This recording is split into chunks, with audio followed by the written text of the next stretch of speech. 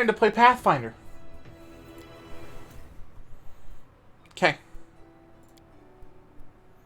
Main story. Join the struggle against the world wound. The epic war between Galarian and the Abyss that has raged for more than 100 years.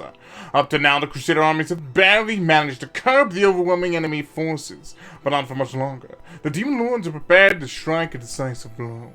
You have to harness mythical powers, take the command of the Fifth Crusade, and lead it against the demonic hordes. Wow! Death door off. Let me have a happy life. Let me have a happy life.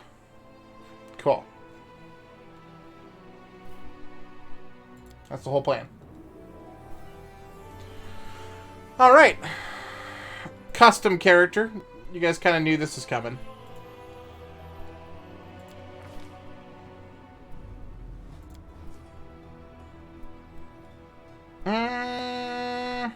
I was trying to get in a custom portrait pack, but it didn't play nicely. It didn't let me. Really? You can have her portrait? That's awesome. It's like 300 years. Dumb as a rock, charismatic as hell, Mr. Oliver Just. Pretty much. I think that's probably like the closest to Ollie Boy we have in the way of a portrait.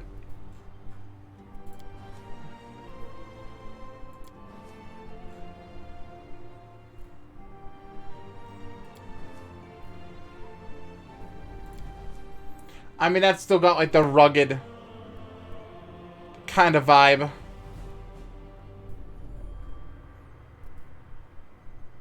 think I'm gonna go with this. Yeah, I had a custom thing, but I ended up not throwing it in. I regret that. I should have definitely tossed it in.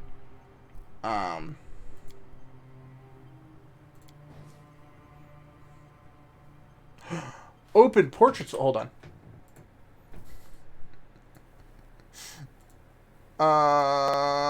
New Pathfinder portraits. Here we go, chat. Hundreds of portraits to select from. It's gonna be great. It's gonna be great. Yeah, I couldn't test this because literally the game went live as we started stream. So, you know. Alright. Everything's breaking. Hold on. 2 seconds. I have to break everything else now. In a different way. Smile.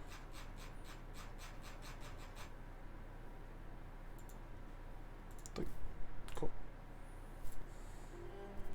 Open portraits folder. Which is... Oh, no. Okay.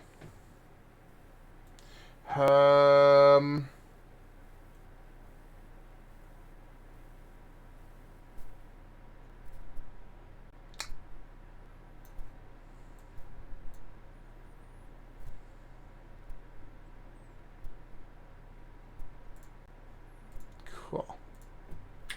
Put it in a new place.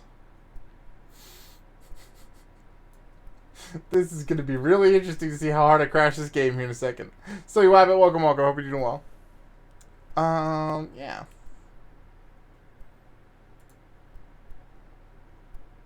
Just cancel.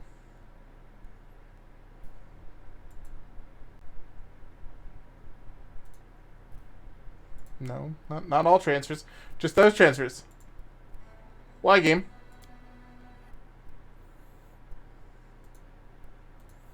Why, game?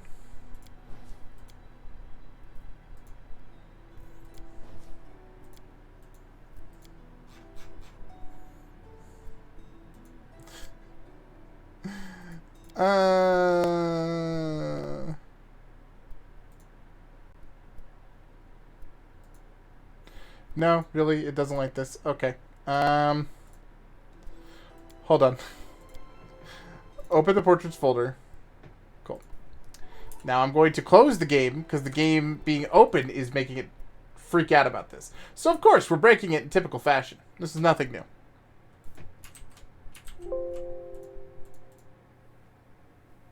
Oh god.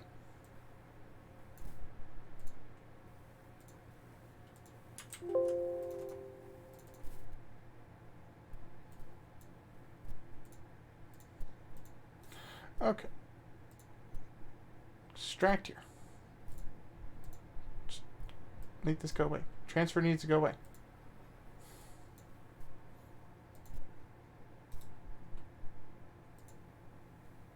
Okay, let's try that again.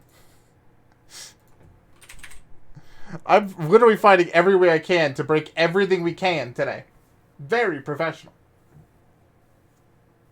Very, very good, Jack. Good streamer is good streamer. Smile.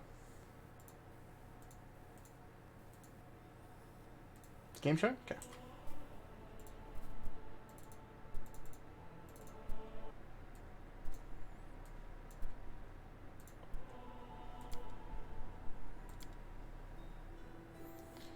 And that one. Death door off. Cool. Custom character. Next. Does it show the custom stuff? Does not.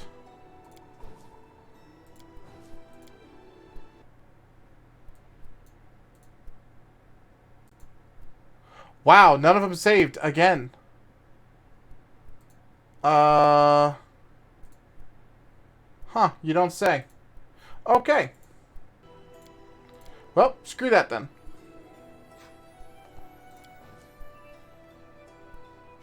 Let's go with this guy. Surprise. Alright, so we're going to make Oliver a bard, because that's what he is, chat. That's what he is, that's what he's always been. Alright. Cannot click out of things. What? No, I don't want to do that. Okay. So, there's a few different options. There's Archaeologist. Alright. Not really his thing. Beast Tamer. Maybe. Dirge Bard, a composer of sonorous laments for the dead and elaborate requiems for those lost yet long remembered. Dirge Bards master musical tools and tropes that appeal to ears, hearts, both living and dead. That's pretty pog. I'm thinking this is probably it. Flame Dancer. Studies the movement of fire, adding its grace to his repertoire.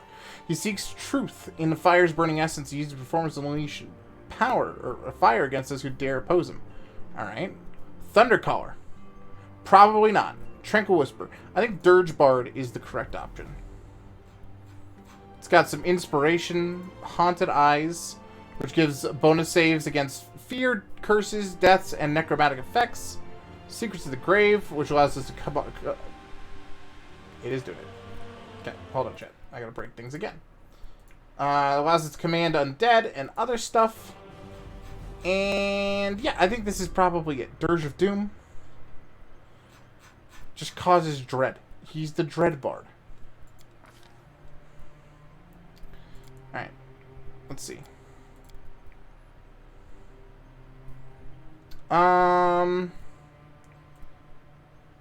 Human is definitely an option. Let's see what answers. Kitsune, Drampier, Oriad, Tiefling, Aasimar. Aasimar is always like one of my favorite races to go with, right? But I think I'm going to go with Human. Human makes sense for what this is. Okay.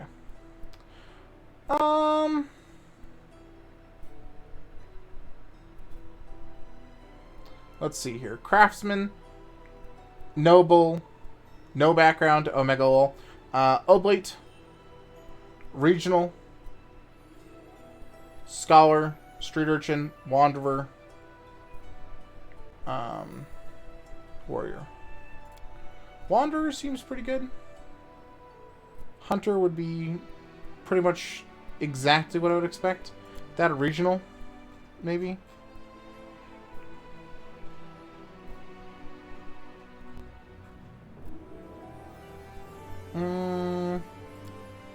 I'm going to go ahead and say... I mean, Scholar also kind of fits for our Oliver-esque character, right?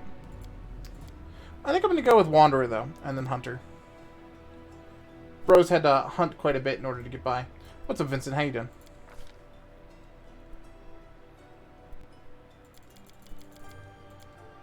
Okay, I saw that one coming. We're going to be using a bow, so dexterity is going to be pretty good. Getting a +2 modifier at minimum.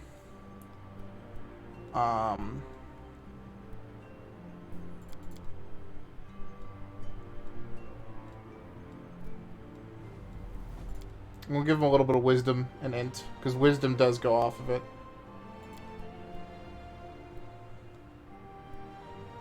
Okay.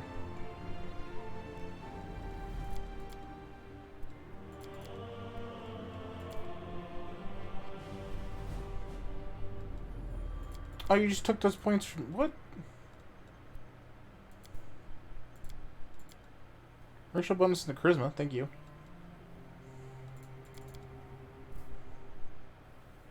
Give me that +2, and then 11 in it. There we go. I don't know how I ended up breaking that. Vincent and Unpaused, welcome. Trickery's good, but Persuasion is best. We knew that was coming. +9 to Persuasion rolls. That sounds about right. We're going to also give him a +1 into World, Religion, because those are great checks to have. 1 into Mobility, and 1 into Trickery. It's a pretty solid skill sheet. Yeah. Alright, now we have our feats. So, because of Human, I believe we have, I want to say like 3? Point Blank Shot is great. But Lingering Performance, the effects of your bardic performance carry on even if after you've stopped performing. That's great. Especially in Pathfinder progression. Alright, our secondary one, I think I am going to go with Point Blank. Maybe. Let's see here. Medium Armor is pretty nice too. Combat Casting is great, but we're not going to really use that.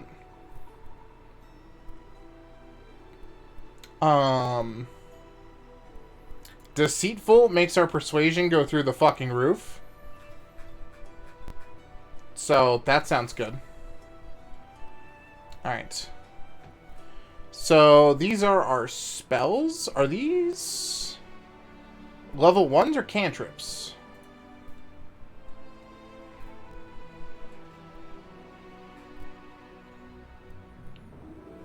Your Piercing Scream is really good in Pathfinder, as is Cure Light Wounds for initial spells to have.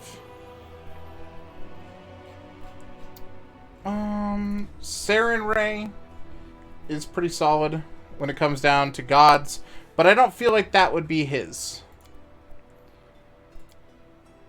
I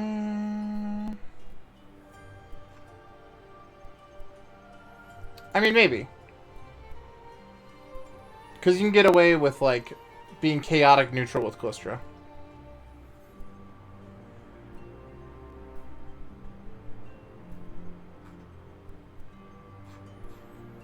Or just neutral. Neutral gives us a lot more options, though.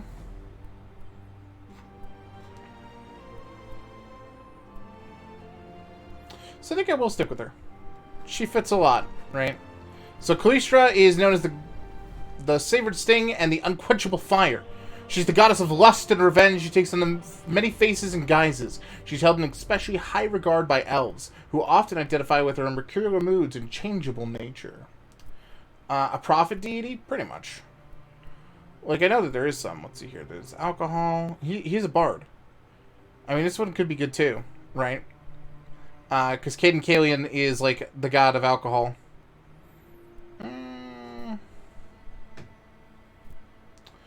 Desna.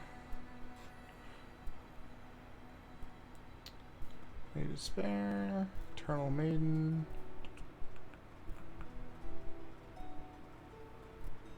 I'm trying to think. I know that there is a god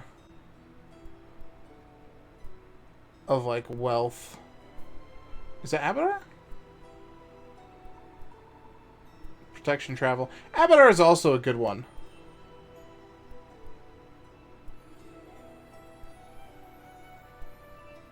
Yeah. You know, Abadar feels like a good fit. Now that you say it, though, Vincent. To be honest. Probably a better fit than Kalistra.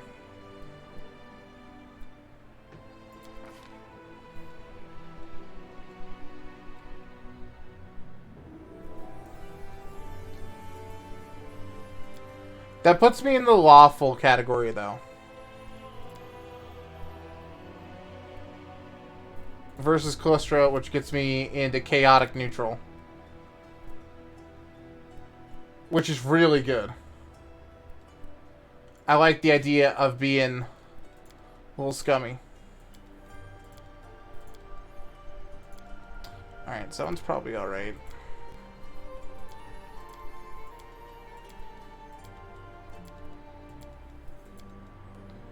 Face-wise, go back 2. He doesn't have a scar. That's hella pasty.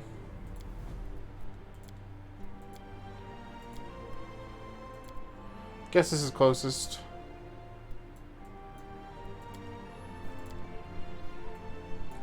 It's kind of got that ponytail thing going on.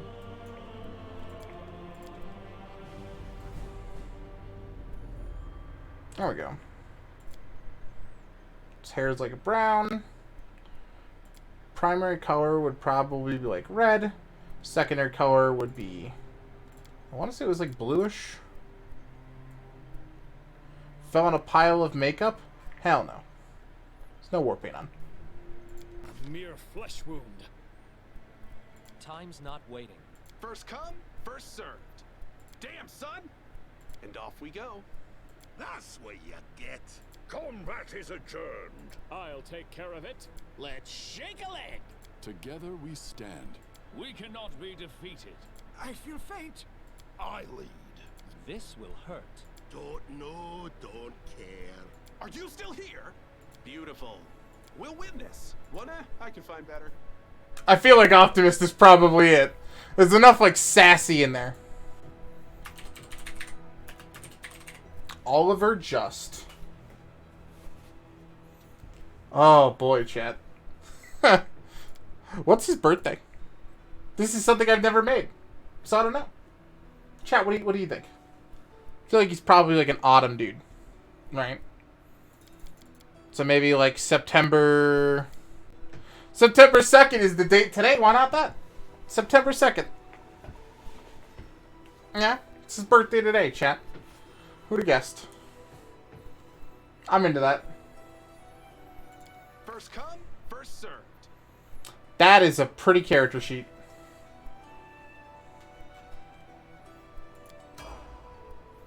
It's his medieval BJ. Indubitably.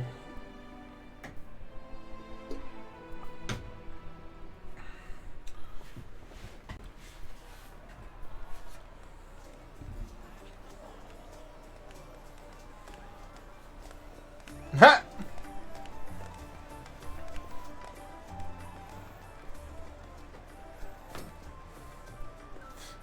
Make way, coming through! Fetch a healer, quickly!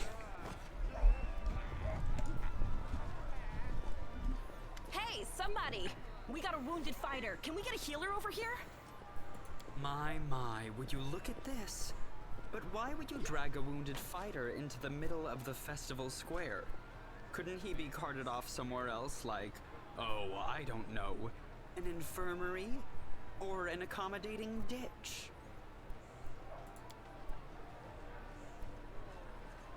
Make room, everyone. Step back. Now, what's the matter? You hear the stern voice of an elderly man. The wound looks nasty. Who did this to him? But you're so weak you can't even turn your head to look in his direction. Demons, prelate. We found him barely alive outside the walls of Canabris. Canabras is the city of glory and not one of the spotless virtue. Until the first Medieval Crusade, it was a small town perched upon a small bluff overlooking the West Selene River. During the final days of Sarcosis, hysterical refugees splashed across the river and sought safety behind the walls of Canabras. At first, these refugees were allowed in unquestioningly. However, a Lilitu demon named Minago entered Canabras magically disguised as a refugee. Once inside the town's walls, she revealed her true form and slaughtered dozens of citizens before vanishing in a cloud of greasy black smoke. After the Red Morning Massacre, as it was called, Canabras refused entrance to any except those who could demonstrate direst need. Individuals who fell under suspicion were turned away or executed on the spot. Canabras became known as a safe but suspicious city. At the time of the Second Crusade, the leaders of Canabras agreed to house one of the wardstones to guard against the demonic hordes pouring from the world wound. This act assured Canabras' role as a strategically vital city. key to the defense of Mendev. The walls, you say? Enemy doesn't usually stray so close to the city. Must fortify the defenses. And you, hold fast. Don't die. We'll see you right. Yeah, just like the original Pathfinder, we can overlook the text and get a lot of extra exposition. Bearing arms is not permitted during the festival. Wounded. Oh. Wounded or not. Oops! O inheritor, leader of our troops, the sharpened edge of our blades and the unyielding strength of our armor, Iomade, I beseech you, grant your mercy. Heal his wounds. Why did I do that? Iomade, known as the Inheritor, Light of the Sword, and Lady of Valor, is the goddess of righteous valor, justice, and honor. Having served as Eredin's herald, she inherited many of the last Aslanti followers upon his death, and continues to espouse the ideas of honor and righteousness in defense of good and battle against evil. I won't give up that easily. Hear, hear. That's the Crusader spirit. My powers are not enough here. Someone call for Terendelev. You there. Yes, you. Stop dithering and gawping and make yourself useful. Go and get Terendelev. Prelate, surely there is somebody else here better suited to running errands. The lady raises her head in an affection of surprise. I'll get her! Terendelev! Has anyone seen Terendelev? Be quick about it before it's too late. The old man leans over you. Now, who are you? I don't remember seeing you before, and I have an excellent memory for faces. I'm Oliver Just. That's the first I've heard of that name. Who are you then? What's your I'm business in the insulted. city? Insulted already. Stream dying. Hello? No? Okay, good.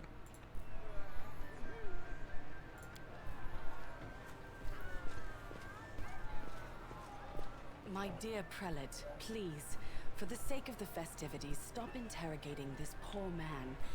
He has been through enough already. Go on. I'll take care of him. All right, as you wish. You are our protector, and a dragon at that. Stream is a little clunky here and there. Your wisdom. Be Okay. on your guard. I've been informed he was wounded near Canabris. That means the demons are prowling just outside the walls, and the city is crawling with their spies. Others may be able to relax on this holiday, but not you or I. Not the defenders of this city. Muttering discontentedly, the old man walks off. Demons are malign and destructive creatures native to the outer sphere plane known as the Abyss. Demons exist for one reason, to destroy. Where their more lawful counterparts, the devils of hell, seek to twist mortal minds and values to remake and reshape them into reflections of their own evil.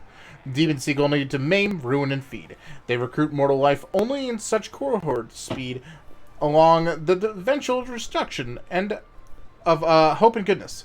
Death is, in some ways, their enemy. For a mortal who dies can often escape a demon's depredations and flee to their reward in the afterlife. It is the prolonging of mortal pain and suffering that fuels the demon's lusts and desires, for it is partially from mortal sin and cruelty that these monstrous fiends were born. Yikes. Pry loose the grudging grip of pain. Cast off the veil of suffering flesh. Let light and life go forth in triumph to repel the skulking shade of death. The longer she speaks, the stronger her voice becomes. A beautiful silver-haired woman leans over you. She seems ageless, her face wholly unlined. But centuries-old sadness gleams in her eyes. Thanks for helping me. I accept your thanks, but my work is not yet done. Who are you? My name is Terendelev. I am the protector of the city. Are you really a dragon? You don't believe me? Perhaps I should retake my true form and engulf this square with my ice breath to win your trust. The woman lets out a melodious laugh. Pay no mind to my current guise. I appear this way when I walk among the people. I would hamper the festivities if I tried to attend in my true form. What happened to I me? do not know yet, and that troubles me. I am not entirely sure what the demons did to you. This wound is no ordinary injury, and it was inflicted by no ordinary weapon. I have rid you of your pain and restored your strength, but only time will allow you to heal fully. Can I go? Certainly, but be careful. I have managed to get you back on your feet, but I have not healed you fully. Alas, sooner or later, your pain will return. Do not be discouraged. You will recover, I promise you that. Tomorrow, come to the cathedral and say that you are expected by Terendelev, protector of Canabris. We will find a way to help you. But for now, put this out of your mind and enjoy the festival. They are all too rare in this time of war, and merriment is one of the best medicines.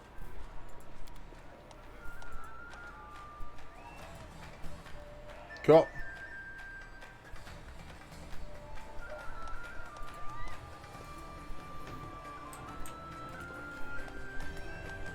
Beautiful.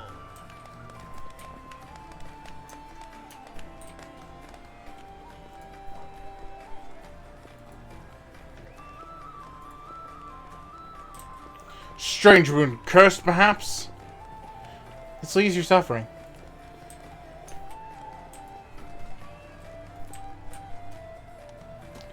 Character and interactive objects. You can interact with various objects such as doors and chests by clicking right mouse button on them. Some special objects have icons above them. This is also how you talk to characters. Hold tab to interact, show, or highlight all interactive objects and show the interactions icons. Let's see what we can do.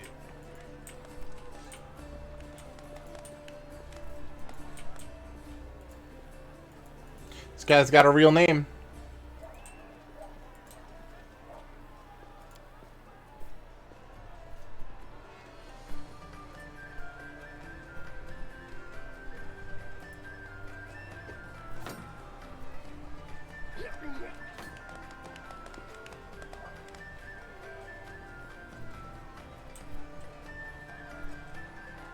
I did it. Sample special festival drink. Alright.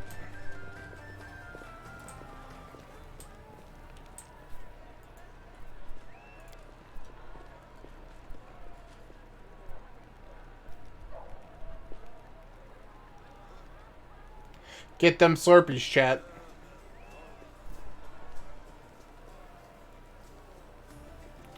What do you say, another round?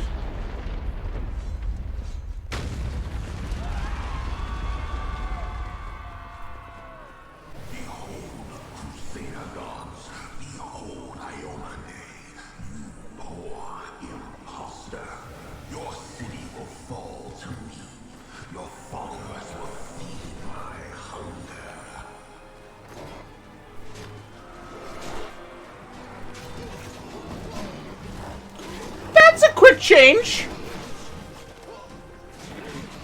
Also, what's up, Cam?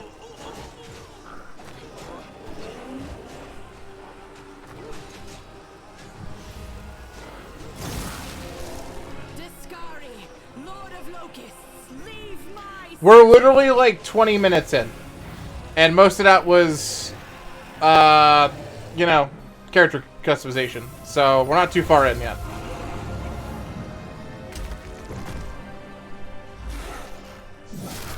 Let the feast begin.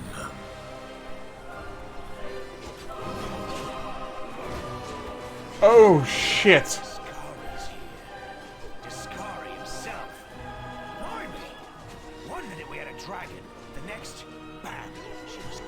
The halfling's armor is splashed with blood and he is armed to the teeth. Fight or flee? If flee is your plan, let me help you out.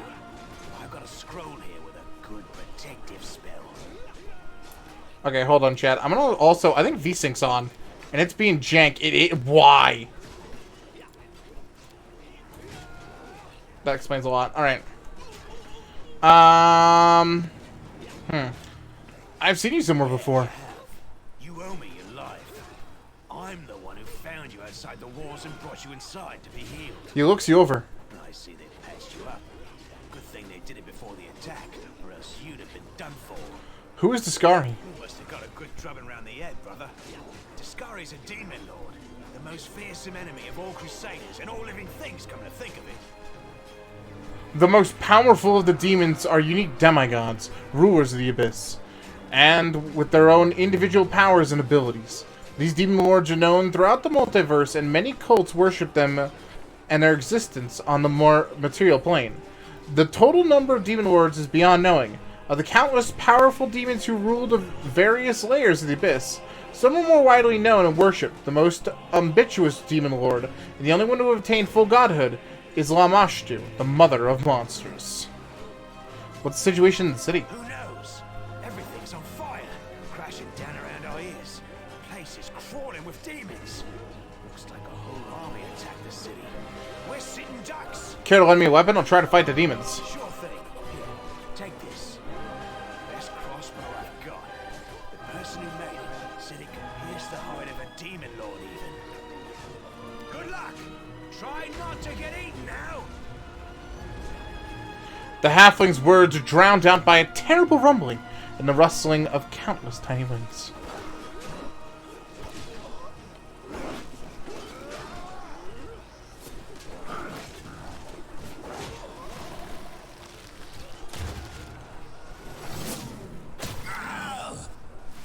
A mortal gnat snaps its jaws at the Lord of Locusts.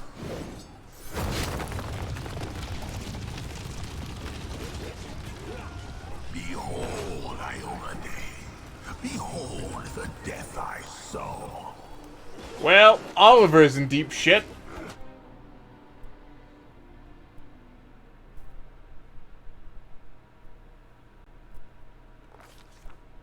The silver dragon, Terendelev, the defender of Canabria. This is a hell of a start, chat. Hardly surprising, as she had to fight the demon lord Discari himself.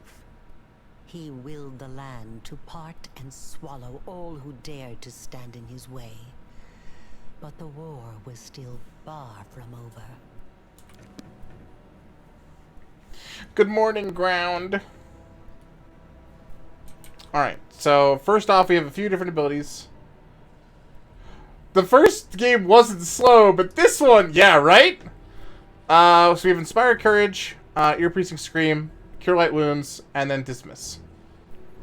Cool.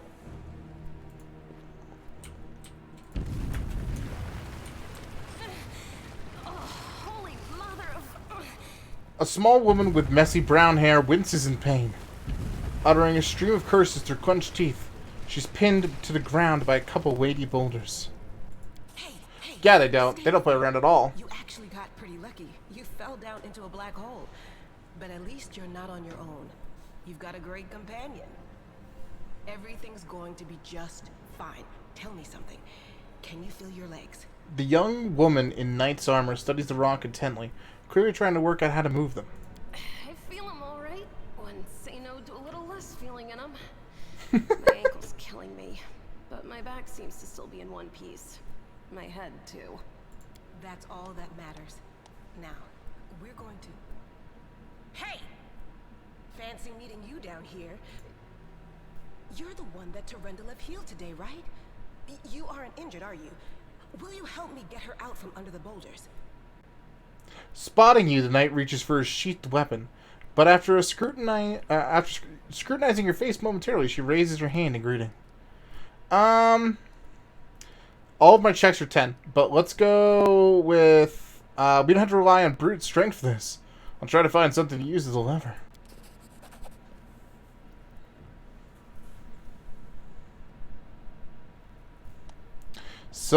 Success! You quickly find some suitable sticks and free the wounded woman from the rubble without even breaking a sweat. Look at you! It's good to meet someone who uses brains first and brawn second. Damn it all. I think it's broken. Oh well, I've had worse. I'll just make myself a splint out of something. Thanks for the help. I wouldn't have lasted long on my own stuck under there. I'm Anevia Tirabade, of the Eagle Watch. I was overseeing security at the festival square. I thought maybe spies or demon worshippers might have something nasty. She's the other way around, by the way? What do you mean? actually happened, though? Now that I did not see coming. I don't think anyone could have been prepared for that. She asked before thinking, oh, yeah. Well, I'm Sela, paladin by the grace of Iomade. I crossed the whole Strength first, continent brain to second. and Got it. fight demons. And well, I've might be happening up there in the city. Canabres has lost the protection of Terendelev, and of the Wardstone too, looks like. Yeah, also, like, the dragon got two-shot. Like... It was placed here personally by Iomede's herald, with the Yikers. goddess's blessing. I really wanted to go see it, to pray before it. But there's no point worrying about a stone when there are people dying in the streets. The Wardstones are a chain of powerful artifacts, keeping the World Wound's expansion at bay. The first and greatest in the chain was erected in the city of Canabres by the hand of the inheritor himself, a golden-winged angel sent by the goddess Iomade. Yeah, things are looking grim enough, but don't lose heart. Wardstone or no, dragon or no, Canabres will never give in. Simple as. Anivia's eyes shift to you. We've introduced ourselves. What about you? My name is Oliver Just. Good to meet you. Now, tell us all about yourself. Whoa, girl. Slow down. Exchanging names is enough for now. We don't have time to be swapping life They got stories. their turn. I don't get one. Oh, okay. Now then, I'll hobble my way out of here somehow. The city ain't far, only 30 paces or so. That's if you're going straight up, of course. I'm afraid we're gonna have to go the long way round. Anivia tightly ties off the twine on her improvised splint, and leaning on a stick, hauls herself to her feet. To summarize, there are 3 of us with 5 working legs, 3 pairs of decent hands, 2 clear heads, and 1 made of wood. That's mine. Underground monsters beware! Silo winks. Anevia, you stay behind us. You're in no fit state to fight. If we do come up against anything, the 2 of us will try to manage on our own first. Well, onward! May the good deities lead us back to the open sky soon. Party! I'm here all week. That was a mistake. That I've already fucked up once. Alright, that's good. Okay, so Sela's abilities, she's got Charge, Smite Evil, pretty pog, and Fighting Defensively.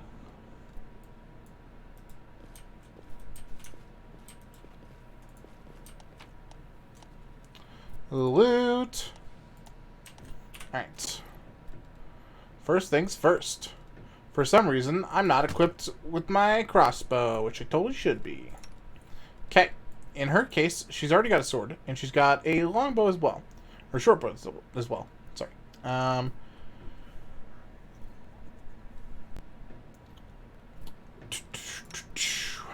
Let's give me the cloak. And I'll take a longsword as well as for a secondary. It's probably... Actually, you know, this is probably a better choice. 1d8... Well, actually, I guess it is in my proficiency group. So, 1d8 versus 1d6. 18 to 20 is a crit. 19 to 20 is a crit. Okay.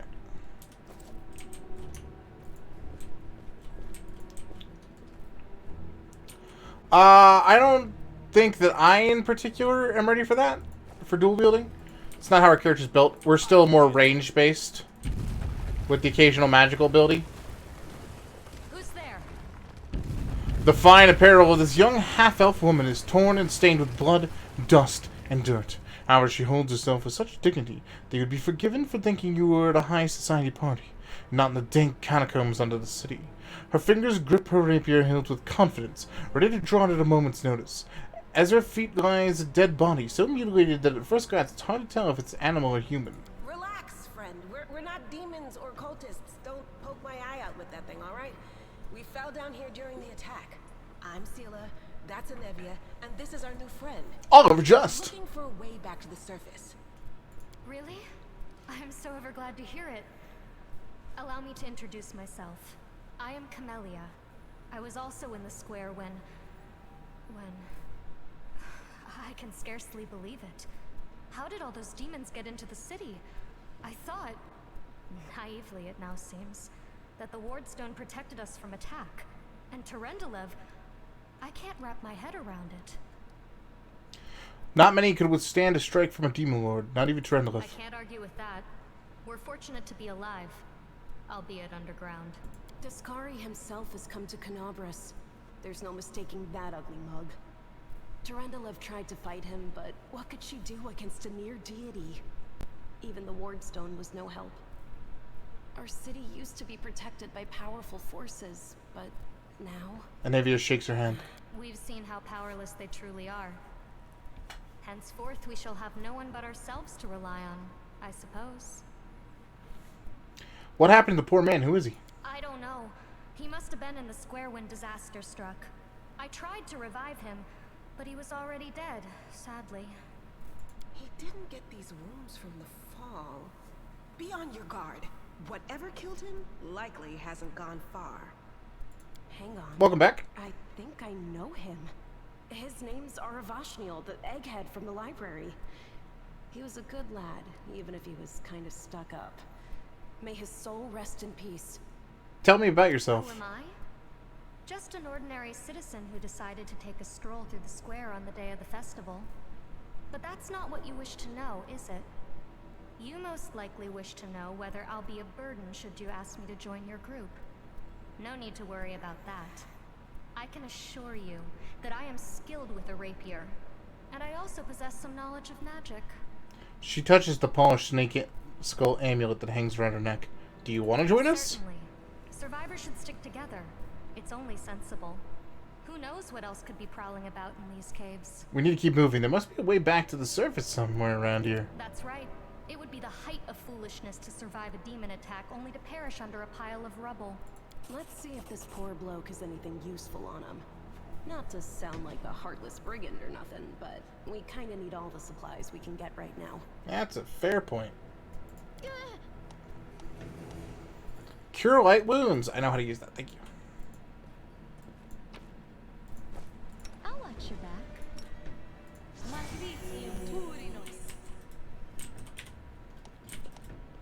Can't make the demons wait. They will break against our resolve. Okay.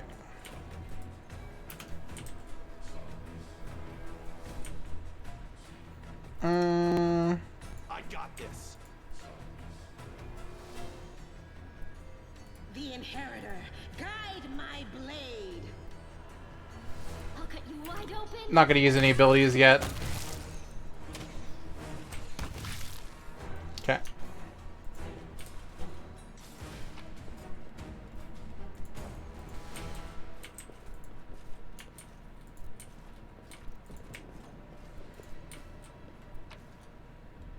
Another one of the scales. Save the last one for me. Into the fray.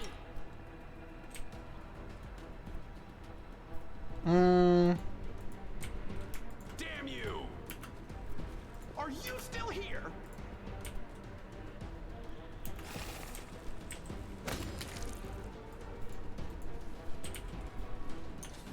Beautiful.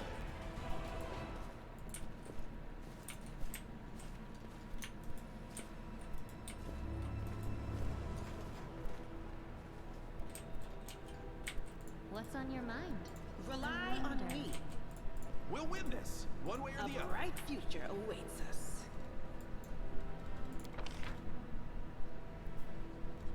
Okay, good.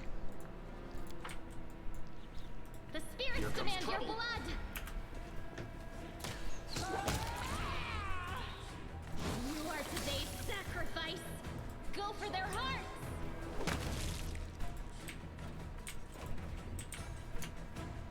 Let's see what we can do. Up this way. The heart Light, take you. Ooh. The Inheritor, guide my blade. Good guys always win. Attack of opportunity procced off of that. Nice.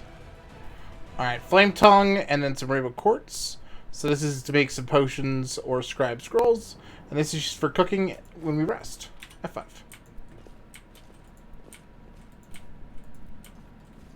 Let me draw the first blood. Damn you! Into the fray.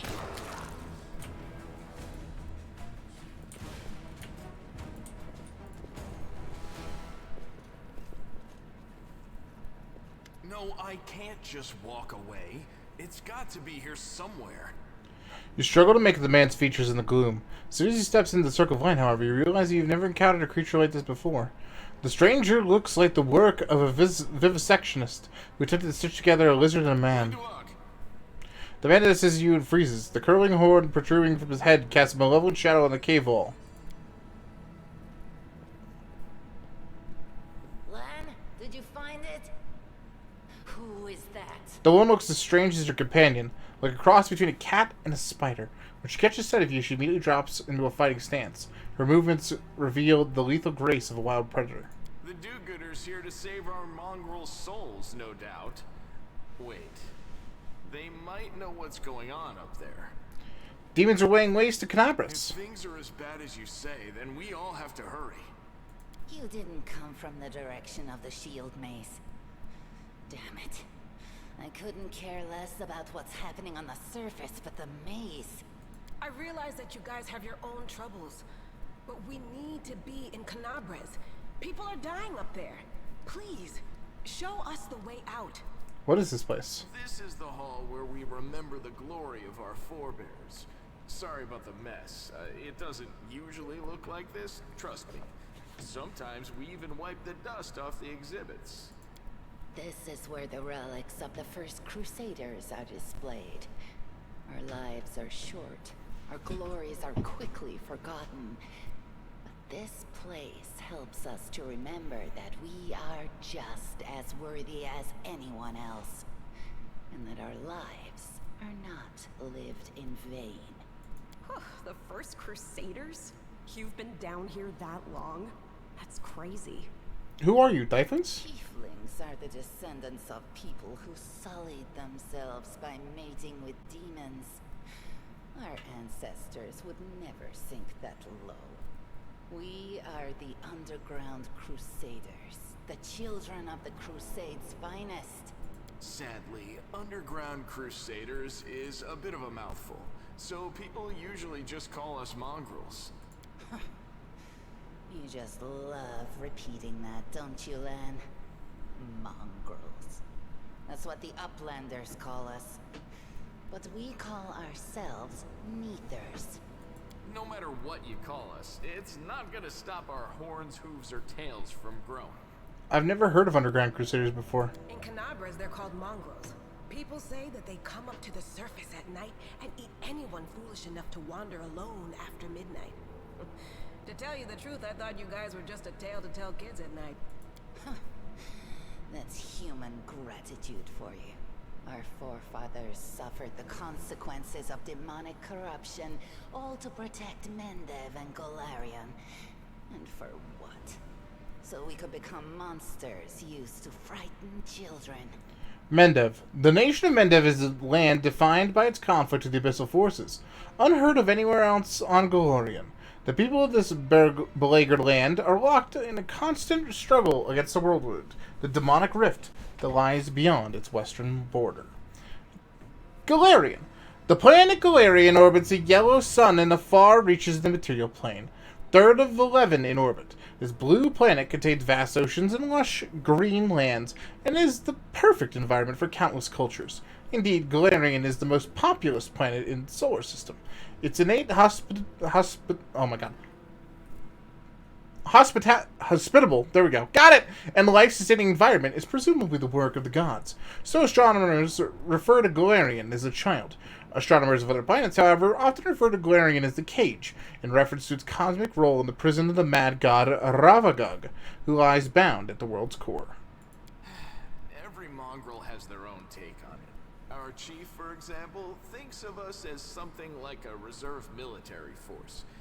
He thinks we're standing by until the moment we're needed, and when we emerge on the surface and save the day, all the people will see how good we are, and they'll love us for it.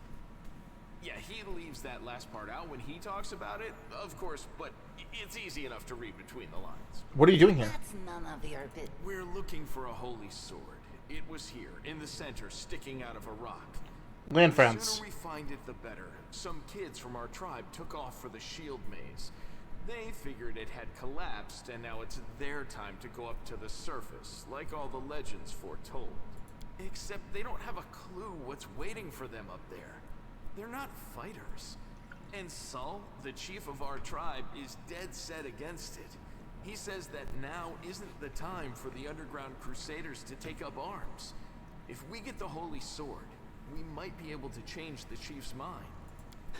It's a fool's errand. None of us will be able to hold the sword, let alone use it to save anyone. It's not an ordinary weapon. It's made from righteous heavenly flame and will burn anyone who touches it. Do you think you're special, Lan?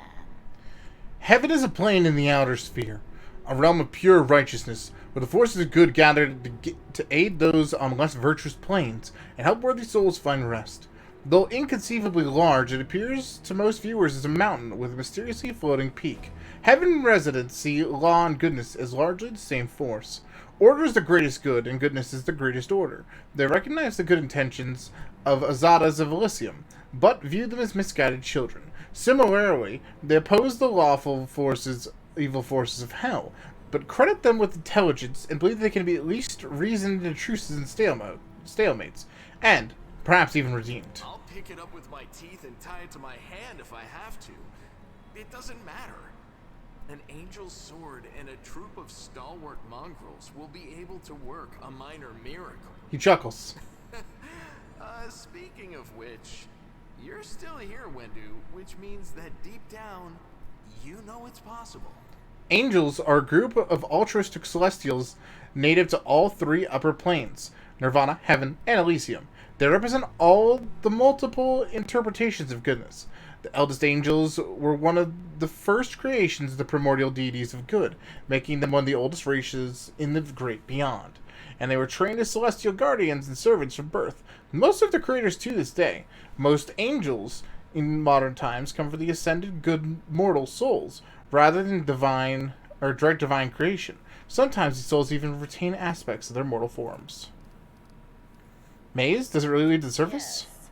There are other ways up, but they are far from here. And after the earthquakes, there's a good chance they've collapsed. But the maze...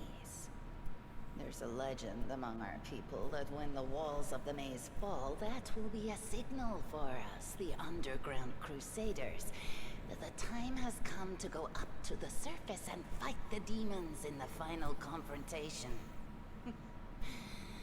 Until then, the people say the maze is shielding us from taking rash actions. I'm the only one in our whole tribe to have been in the maze. And even I don't know if it's true. But the further I went in the maze, the fresher the air became. That means that it really must lead to the surface. When the ceiling and walls started shaking, the young ones in our tribe lost their heads.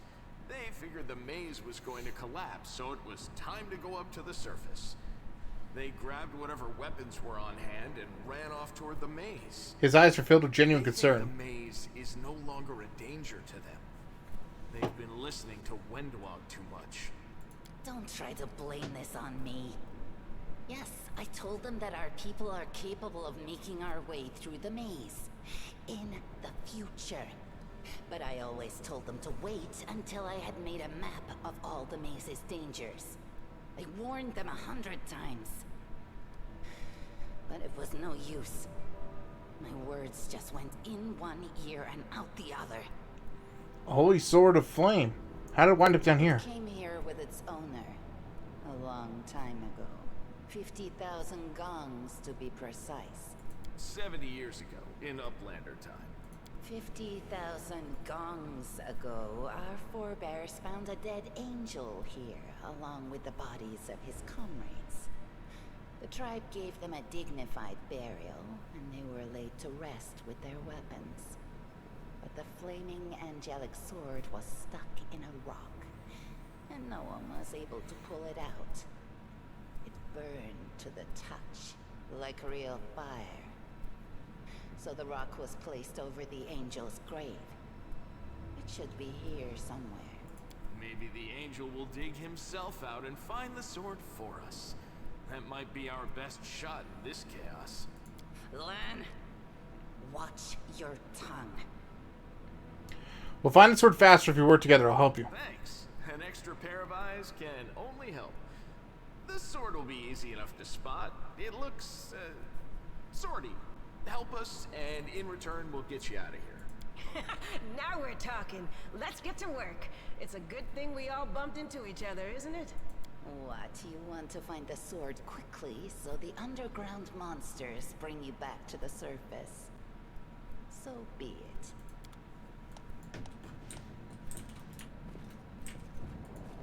I found something. Cool. Edible moss. More cooking material.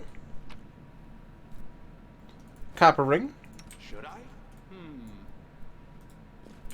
Here we go.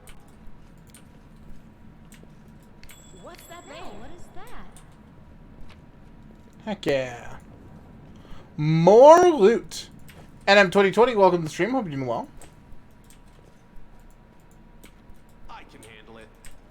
I What found do we have here? something. Some pearls. Oh. Yo, how's it going, friend? A strange flash pierces the gloom, and Oliver just feels drops of searing blood run down his chest. The wound healed by Terendelev reopens and weeps scarlet, but there's no pain or weakness. A hazy scene appears, a cave chamber. This one or another one entirely. Oliver Just's heartbeat quickens, and a stream of thoughts suddenly bursts into his mind. Thoughts that clearly belong to another.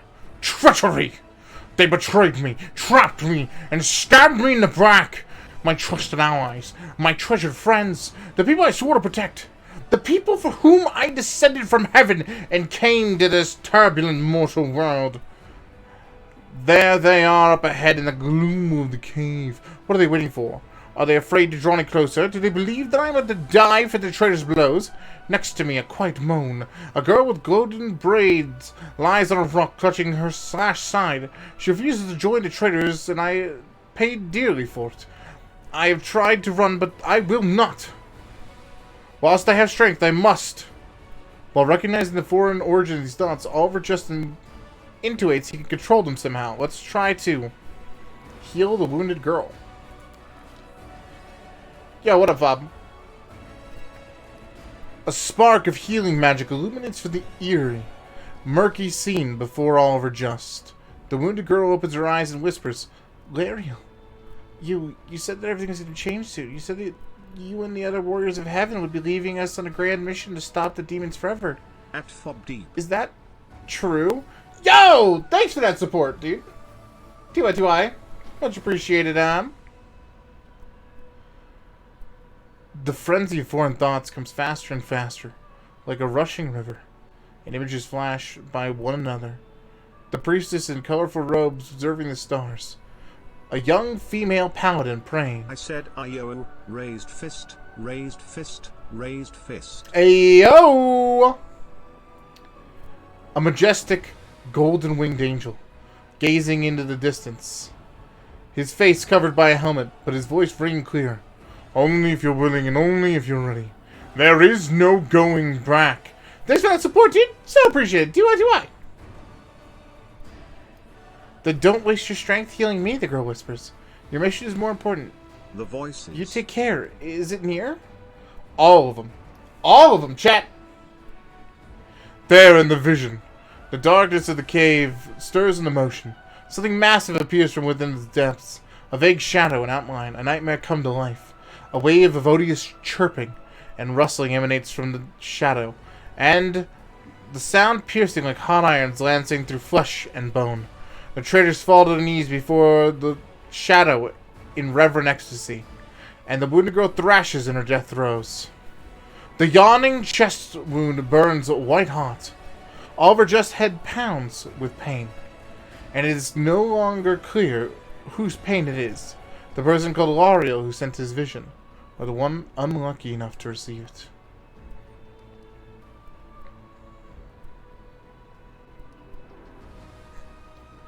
Yo, knowledge. We know how to resist it. The force of the attack through originating in a vision is terrifying, but Oliver is stronger. He shakes off the pain and torpor. And alas, the one who sent the vision cannot claim the same. He's broken and exhausted. A monstrous shadow emerges from the muck of the cave. It is not real. It only exists in a strange vision or memory. But the thrill of fear it provides is more than real. The shadow's features starkly resemble those of Discari. Do that in a second. The terrifying demon lord. In a moment as swift as thought itself, the monster's hand is wrapped around the throat of the one they call Oriel. The foolish angel struggling on the rocks like a fly, with its wings torn off, intones the shadow. Its voice changes as it moves, shifting from a quieter voice to a ceremonial shout. Becoming young, then old and quavering. Where's your goddess, angel? Where is the self-asserted herald? And how do you know? And how is it that you are dying here alone, so far from the light of your heaven? Discari, larger than an elephant, this towering insectile nightmare wields a scythe made of bone. His wings are swarms of biting flies, and his inhuman eyes glitter with cruel intelligence. Discari, demon lord of chasms, infestation, and locusts, is believed to be, by many of the scholars, to be the usher of the apocalypse. He carved his realm from raw matter of the abyss using the great scythe Rift Carver, a weapon he crafted from the remains of a strange creature, his father, made with tens of thousands of years ago. Discari and his cult long plagued the northern nation of Sarcosis, where his cultists were eventually driven into the Lake of Mists and Veils by Eridan. Yet, upon Eridan's death, Discari's influence of Galarian ripened and burst, transforming Sakaris into the demon-haunted Worldwound. A strange calm envelops the thoughts of the one called Oriel. He recognizes who stands before him, and he knows he will never bow down before his enemy. The flaming sword in his hand flares to life, bright, pure, flickering with multicolored sparks, like a sunbeam through stained glass. Slash! The blade slices through the demonic creature's flesh, and the monster recoils with a howl, releasing his grip on Lariel's throat. The angel falls back heavily on the rocks. His vitality is ebbing, but his pride remains undiminished. He grips the sword, and with his last burst of strength, plunges it into the rock. Oliver senses the vision is fading, and the rush of thoughts is diminishing like a river running dry. The last thing he hears is this. You will kill me, monster. This I know. But one day, someone will come down here and raise my sword. They will raise it up and punish evildoers and traitors, save and protect the innocent. This one! The vision disappears, vanishing into a burst of colors. Oliver just does not hear the final words, but he seems to complete the thought, taking it to heart. The words fly from his lips, and with them, something else. The heat blazing in Oliver's chest fades away. The edges of the scarlet one close, leaving not even a scar behind. Looking down, Oliver sees the flaming sword in his hand, or rather its outline, the memory of what the sword looked like. With a final surge of warmth and soothing light, the sword vanishes, and the light is drawn into his hand. Oliver senses it will return. All he needs to do is call to it.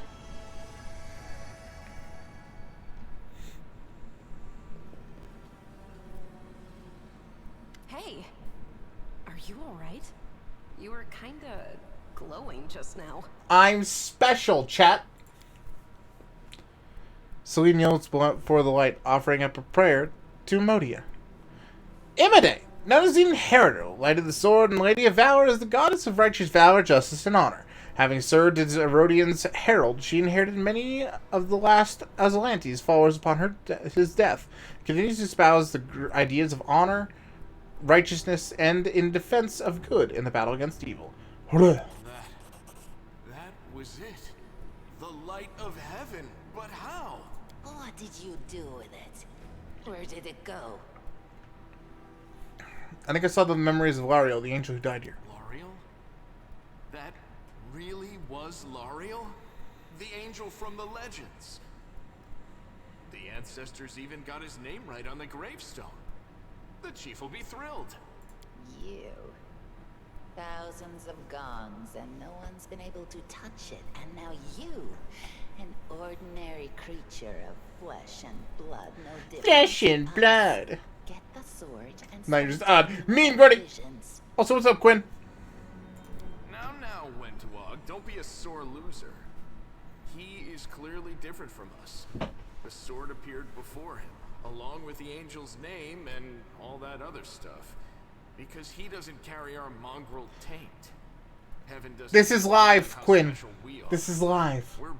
We're real. But now the next time that's said, it'll be a lie. So, you know. I know you're willing to tear anyone apart for people's honor, but you and Sol, you just refuse to face the truth. We are the way we are because our ancestors' bodies were corrupted by the abyss. It does the same thing to plants and animals. There's nothing heroic or special about it. It doesn't make us better, and it doesn't make us worthier. Can I use this? It seems I can control it. That is just... wow, I mean, that's amazing. Heaven has truly blessed you. I hear that all the time. This power is the What a most glitch. majestic thing I've ever seen in all my life. Is this what the sun is like, Lan? Yes, it's similar, but this light is more golden. Chief Sol needs to see this. Now that we have the power of angels on our side, he can't say no. He'll have to assemble a troop to storm the maze. You Uplanders care about your kids, right? Help us save ours. Without them, we won't Please don't survive. sneeze out of the white stuff too often. I can't help it, chat. The maze won't be so bad if we go together. We'll make our way through it and find the way to Canabras. Lead us to your chief, and I'll decide if I'm going to help you or not. Let's go. We'll take But we will, chat. Well, the only For coin. Can't hide from me. No, there's another item. Now what is that? I'm like, I'm gonna not. Wow, we got a real party here. Okay, before we do that, though. Loot. The greedy one? Yeah, for sure. We're a beautiful little happy bard. Skin! Cool.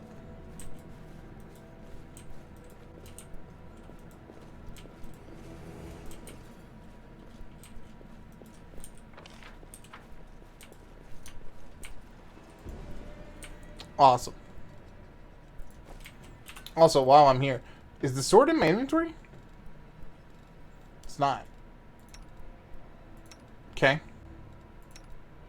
I'm not going to give anyone anything else, because if it's like the first game, I'll just lose items if I do that. So we're just going to hook up Oliver, and everyone else can chill.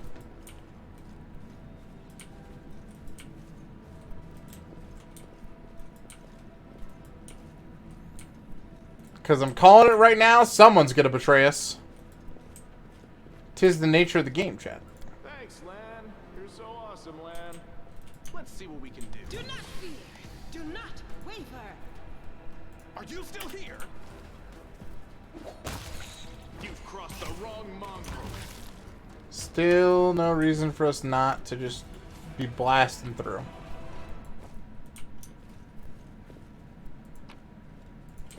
Cool. Here we go. We can rest won't after this survive me. No match for me. They'll beg me to stop. I like Anevia. It's like running around in circles. Yep. I can handle it. What's that thing? Oh, that's good.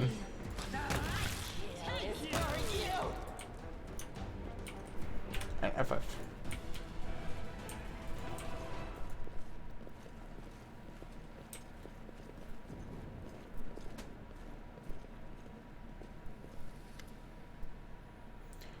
Window glances at Lon, who's fixing his slipped bowstring, and quickly walks over to you. Her cat-like eyes glow from beneath the hood. Listen here, you. I don't know who you are or what you've come from, but you and I here are the only two people who see things clearly. That's why I'm asking you. Don't show the light of heaven to soul. Don't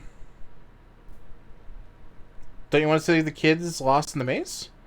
I do want to, but I'm not going to risk the future of the tribe for the sake of a few stupid kids. Chief Soul is hesitant, for good reason. He also understands how dangerous this is for the tribe. And Lan's the only one who benefits from these children's games of heroism. I'll go alone if I have to find them, or whatever's left of them, without any heroics, relying only on myself, risking only my life. When dog slows.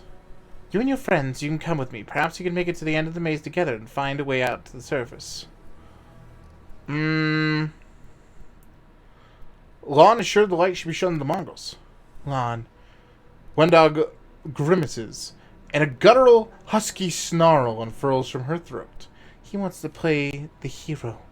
His first idea, if you remember, was to grab the sword and run headlong into the maze. Does that sound like a plan to you? To me it sounds like suicide. The worst part is the tribe might actually take his word to heart and follow where he leads.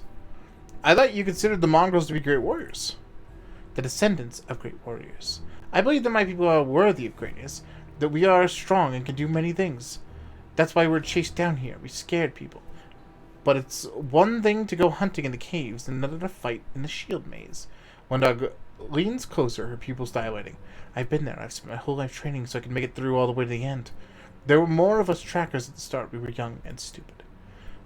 What's a couple of monsters? There's a whole world out there waiting for us. That's what we thought. But we weren't prepared. The maze isn't just a physical challenge. It's cunning and full of traps. It's dark. It's primordial night. And if you close your eyes and listen, you hear whispers right behind you, and soft singing in the distance seems to rise and fall with the beating of your heart. I had to learn from my friends' mistakes. I had to step over their bodies and go further. I don't want to do that again. And it will happen if a crowd of ill-prepared fighters burst into the maze with no idea where they're going. All because Lon believes that a glowing sword will solve all our problems. I'll think about it. Let's go. Wendog nods. Don't show the chief the light. I'll lead you to the maze to the surface. I swear it. So we're going to show the chief the light.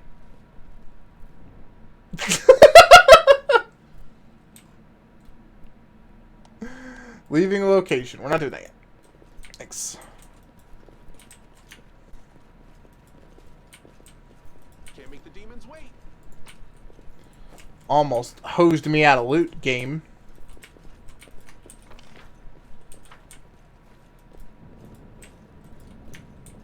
Beautiful.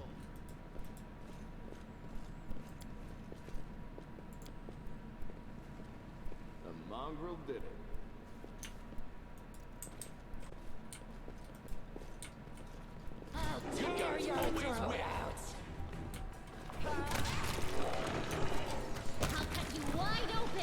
Poggies. I found something.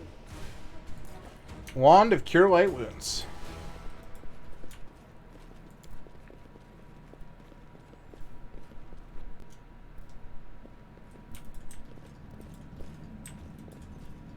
Let's see what we can do.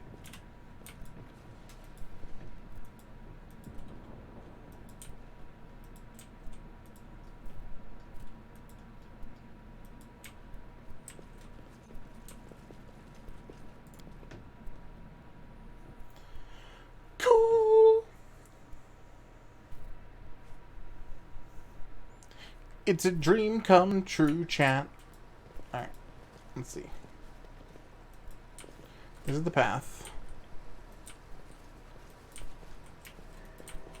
I'm gonna do a hard save here.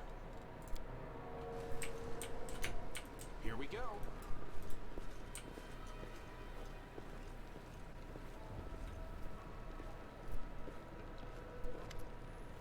Your first impression of the mongrel village is of a squalid dump, with odors to match. Unblinking, glowing eyes watch you from the gloom, and deformed shadows slope between the huts.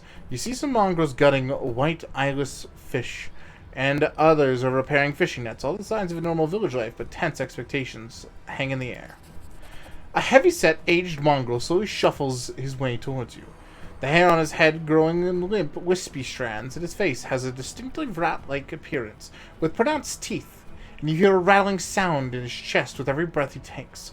One of his eyes is white, fully scarred by cataracts, while the other gleams with moisture. Uplanders, huh? End times are upon us indeed. Chief Soul, we found the Angel's Sword, and we found one who can wield it. Lon points at you. He had a vision, and now the Angel's Sword, together with the light of heaven, are somehow inside him. Gather to try anyone that can hold the weapon. The young are still alive. We can go save them.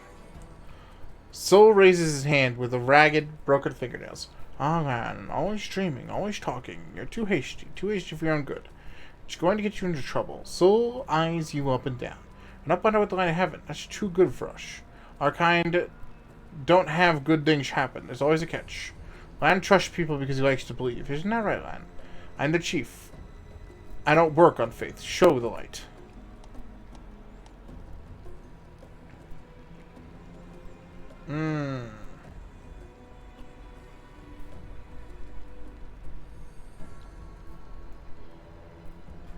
Throughout the game, you'll occasionally encounter colored options marked as associated with the specific mythic path. These are dialogue branches and embody the spirit of a particular manifestation of mythic powers. In the early stages of the game, these options must be selected in order to gain the opportunity to set out for the corresponding mythic path. Once your mythic path is set, unique alternative is inaccessible to other mythic paths will become available to you. Ooh. Lon speaks the truth.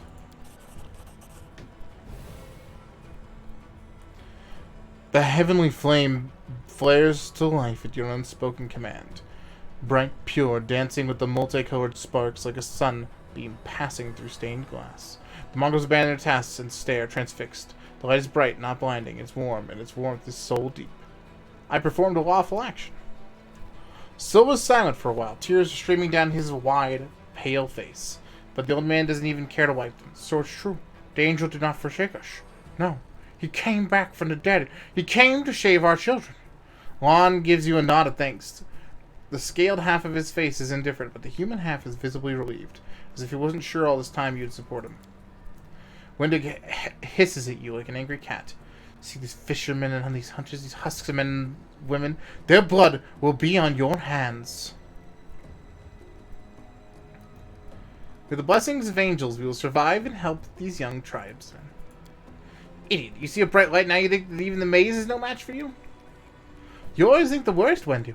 We're not on our own in this anymore. We got allies. Well, at least a couple. At least one's a good fighter worth 10 bad ones. You're the right of it, Lan. But we're Nethers. We're going to wait. I sent a messenger to summon all the tribe. It'll take time, yes, but they will all come.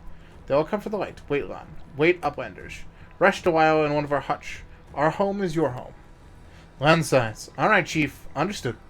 Well, let's hope that a few hours isn't the difference between life and death for those kids. If they ask me what took us so long, I'll tell them it was your decision. One dog only grits her teeth in silence. Cool. Level advancement. We know what this means, chat. We know what this means, chat. We know what this means, chat. We know what this means, chat. We know what this means. Okay. Persuasion is now 12. Smile. Mobility is now 7. Trickery is now 9. Knowledge is now this. Religion is now plus 8. Cool.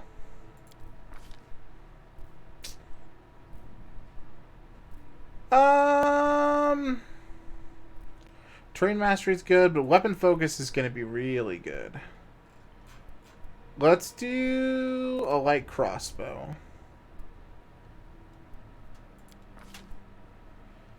And then spell-wise, let's see here. Expeditious Retreat is great. Feather Step. Flare Burst. It's a nice cantrip. Grease is pretty solid. Makes it hella hard to move.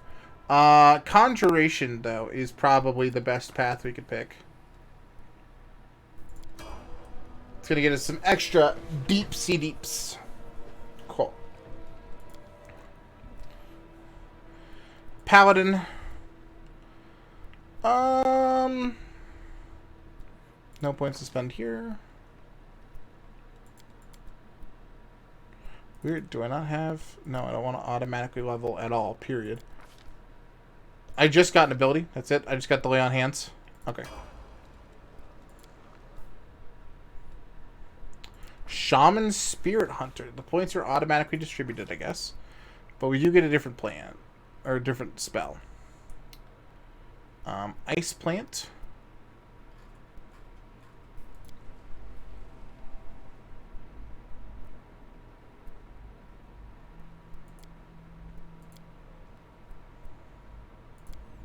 Yeah, I want to put in points.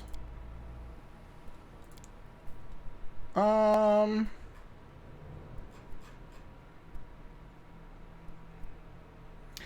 feel like Ice Plant is still great, though. That's an additional 2 AC. Femdimes, welcome to the stream. I'll be doing well. Yes.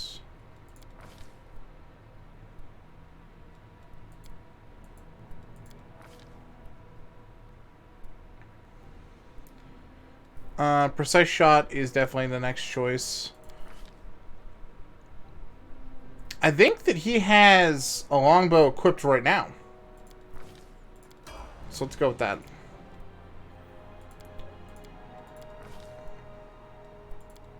Fighter, that's fine.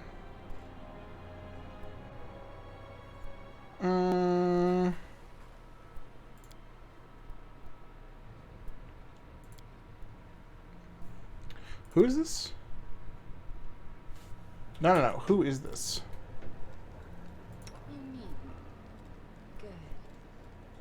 You're using a longbow. Okay. You're a fighter with a longbow? Really? Okay. Interesting choice.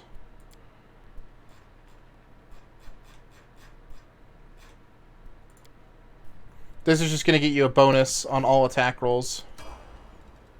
That base bonus is better than just having an ability. Here we go again. Cool. Loot it up.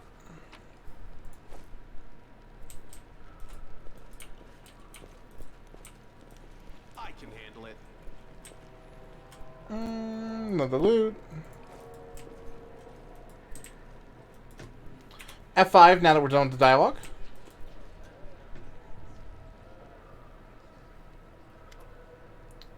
Ah, human face at last. And then I thought I'd be gazing upon the twisted visage that troglodytes for the rest of my life. An elderly man in expensive but not ostentatious clothes approaches you. His face is peppered with several healed cuts and bruises and twisted in an expression of extreme discontent. Allow me to introduce myself. My name is Horgus Gwurm. Yes, not Gwurm. You've no doubt heard of me. If you've spent any time at all in the city, I have a business proposition for you. Your name tells me nothing. Who are you? You're truly freshly arrived in the city, then. You couldn't have picked a worse time, that's for certain. Only just arrived and the city's been razed to rubble. You should know that you are looking at one of the richest and most distinguished men in Canabras. I may not be as well known as a certain swaggering loudmouths who spend their time traipsing from one ball to the next, but the Guam Trading Company is one of the pillars of the city. I'll have you know, did you see the marquees in the square? I paid for those! Tried any of the festival delicacies? You have Horgus Gwurm to thank for that. How'd you end up here? For a moment, Horgus's eyes focus on Camilla, before his gaze returns to you. Like everyone else, I went when that accursed beetle cleaved the ground in twain beneath our feet. I'm lucky I didn't break my neck in the fall, and I'm doubly lucky that I didn't encounter any subterranean cockroaches on my blind wanderings, and instead came across hunters from the settlement. Although I must say, when I first glimpsed their physiognomies,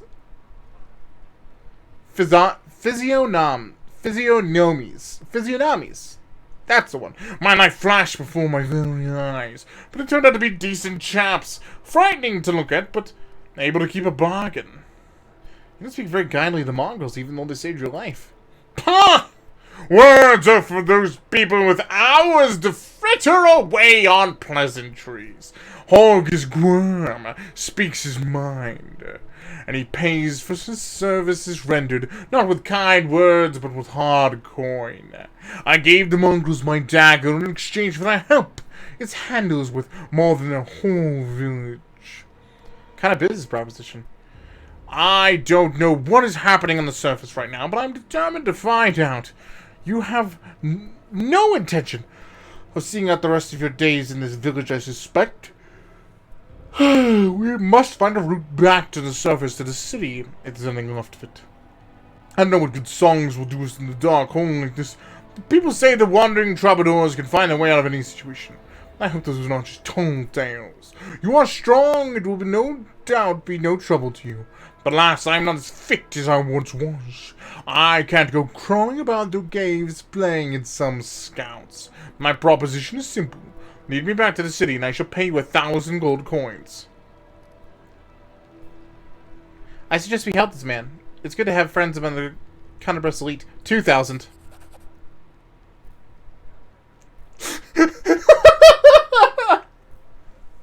Horgus's gaze is piercing. Are you taking advantage of my dire circumstances? Very well, make it 2,000. Money first. I would gladly pay in advance, but all my wealth is up on the surface. Fear not, the word of a Gwyrm is worth more than platinum. Ask anyone. Horgus Gwyrm would never renegade on a deal. Deal. Splendid. In the meantime, I shall sit in the village. We good to go? Go on, go on. Don't forget our agreement. When you find the way out, be sure to tell me. Making bank.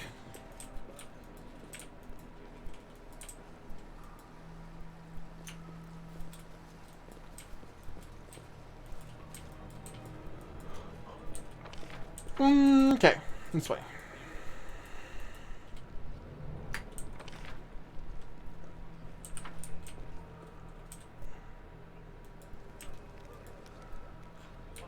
I'm gonna get there.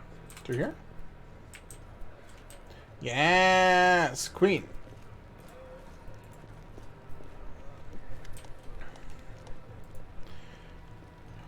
This tragedy may not have happened if you'd spend less time surveilling honest citizens, more time tracking real spies and demon worshippers. Brilliant idea. How come I didn't think of it? Now, if only the cultists would tell us they were cultists. Then we wouldn't have to waste time investigating honest citizens who decide to go all cloak and dagger right under our noses. Horgus and Nivea sit some distance apart, sniping at each other in an idle fashion that testifies to their long acquaintance and mutual dislike. When they notice you, they quickly fall silent. What's the bad blood between you two about? It's an old matter. Miss Tirabade here had the notion of spying on me, then rummaging through my goods. I ask you, do I look like a cultist? Cultists don't end up looking like cultists. You know, that's kind of the whole problem. And you, Mr. Gwyrm, built a whole secret operation of buying and smuggling in the city. What was it? Oh yeah, magical weapons. How was I supposed to know that all the rigmarole with middlemen was so you could anonymously donate supplies to the Crusades? Don't you see, I have a reputation to uphold, one that I value most highly. Horgus Gwyrm is a hired-nosed businessman, not a good fairy from a tale. Yes, I care about my city. Yes, I wish to see the defenders, my defenders, were well-fed and healthy and well-armed. But making those donations openly was unthinkable. I might as well hang a sign outside my door welcoming in every sponge and leech parasite in the city. Appreciate your help for the Crusade. No jokes. You're an alright bloke. But carrying on secret dealings in a city that's teeming with cultists is a huge pain in the backside for us, for whose lot is to keep an eye on that sort of thing. Maybe it has a leg. Well, it hasn't fallen off yet, so that's good. They've bandaged me up all nice and smeared some stinking stuff on the wound, so it looks like I'm gonna live. They said to wait a day, and I might be as white as rain. So I'm waiting. What do you think is happening in the city now? Perhaps the city's no more. Discari himself appeared. There's no telling how bad things are. Can you hold off on writing our obituaries just yet? The city's full of fighters, and besides that, it's barely a stone's throw from Neuroscion. I think our people will hold on long enough for reinforcements to come for the Queen. This ain't Discari's home turf. He's gonna have to retreat or else fight out the whole Medavian army. Neuroscion. the capital of the Crusader state of Mendev. Nerosian is designed first and foremost as a defensive fortification to hold back the endless demonic hordes of the Worldwood. Nerosian is also a holy city of Imade. Many of its notable residents are devout worshippers of Imade, including Queen Galfrey, the ruler of Mendev, and the cruciform cathedral to Imade is central to both Nerosian's physical structure and the defense of the city. The cathedral also draws faithful pilgrims from afar to worship at its renowned holy site. Whew! What do you think of the Mongols? I thought they were just a story. That sort of thing drunks in the tavern would come out with. Now I discover it's true. Well, what can I possibly think of them? The poor creatures are most unfortunate, with their faces and their minds so deformed. It's a miracle they're even alive. The part that boggles the mind is the descendants of the First Crusaders. All these years they've been living beneath our feet in caves in the dirt. If I'd known the legends about them were true, I'd have dedicated my life to getting them out of this place. Torrent. The people of Canabras would have stoned them on sight, and Prelude Hoolan would have had them tossed on the pyre en masse. Whatever ills of this place, it is their home. How long do you think they would have survived on the surface?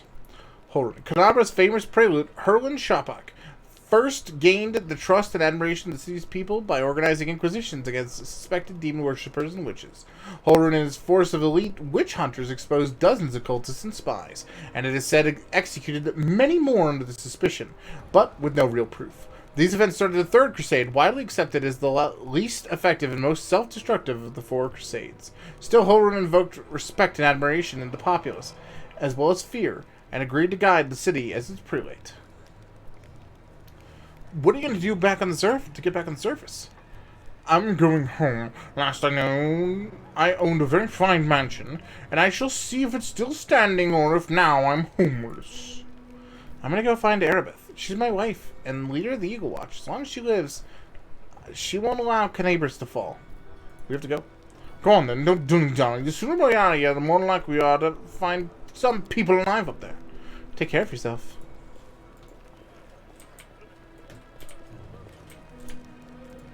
Loot. Wait. Loot. No! Hold on. More loot. Hello. So got any coins? Let's trade. Who are you?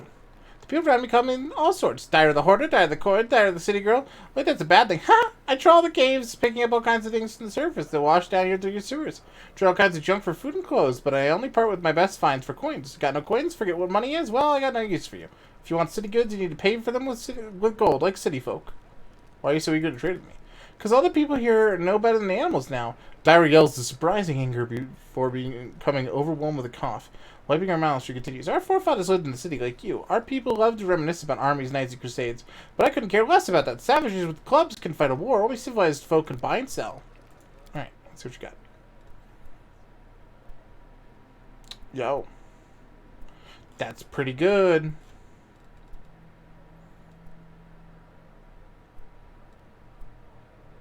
Got some decent stuff, girl. Okay. Let's see what we can do. Rest. Loot first, finish exploring, and then we'll go rest.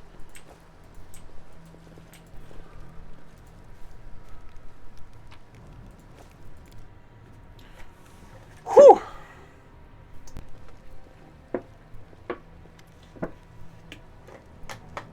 So much words.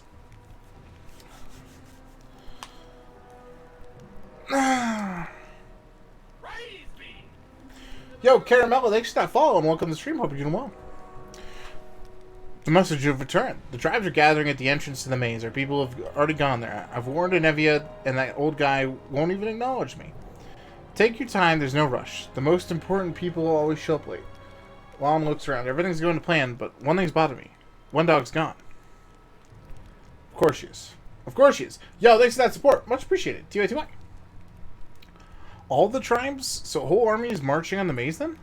By Mongol standards, yeah. Don't be too disappointed when you see the reality. There aren't many of us who can hold a weapon, and fewer still who can do any damage with one. What do you think happened to Windog? I don't know. She was always stubborn. Maybe she decided she could do it all on her own. I hope she comes back. we'll struggle without her, and she'll struggle without us, no matter how hard she'll try to deny it. What about Anivia and Horgus? Are we just going to leave them here? Once we cleared the maze, the way ahead will be safe, and Anivia's in no state to fight. Now, Horgus guy doesn't look like he'd shift an inch unless we roll out a red carpet all the way to the exit. Still, you sure the maze is the only way to the surface? Well, nuts. There was another passage, the one I used with my dad when we left and came back. The chief back then, he found it and filled it in to stop anybody else from going against the ancestors' wishes. And what the ancestors wanted was for everyone to go through the maze. I'm not sure of anything right now, but we don't have a choice. We can only go forward. Let's go. There's no time to lose. Let's go. But before we do, thank you. I was so happy, and I forgot to thank you before, but you've done something no one else has in a long time. You've given the Mongols hope. It's like we're starting to believe that we're worth something now. That we had the power of the angels on our side. Lon's face grows sullen. Won't change anything, of course, but at least you'll help us save young ones, hopefully. Yo, Caramella, thank you for that share. Much appreciated. TY. Let's go through the main gate. The road is straight. Cool. Where the hell? What in the Sam Hell chat? Here we go.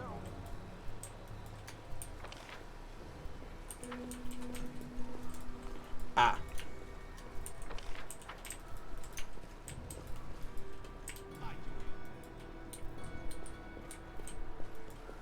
It's the shield maze.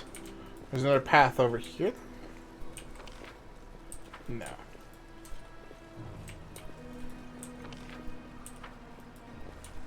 Can't make the demons wait.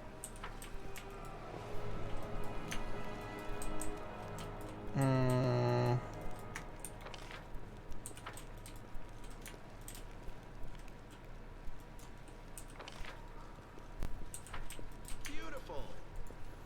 There's loot that I didn't do. And that is a crime, chat.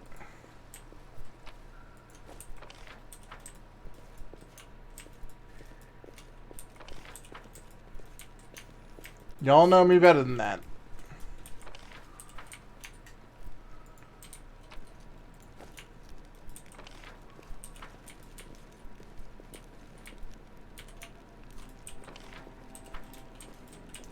I still missed one. Here we go. How do I pull this off? How do I keep missing loot?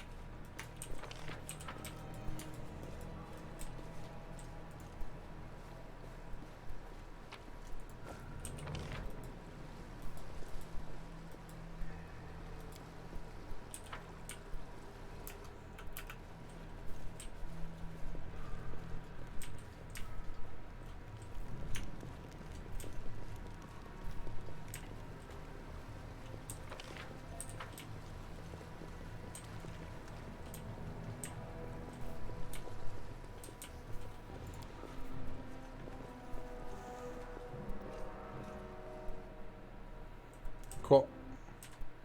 No! There. That's what I get for bumping buttons, shit. Most enemies try to attack your most vulnerable party members. You can always use the optimal formation instead of adjusting your party's formation naturally. Do we not have? Where's optimal?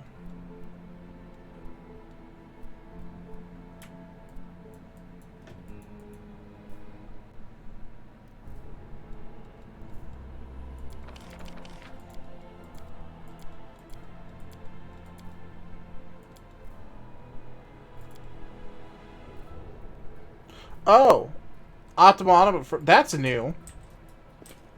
It's kind of rad. I know that wasn't in the other Pathfinder game. First come, first serve.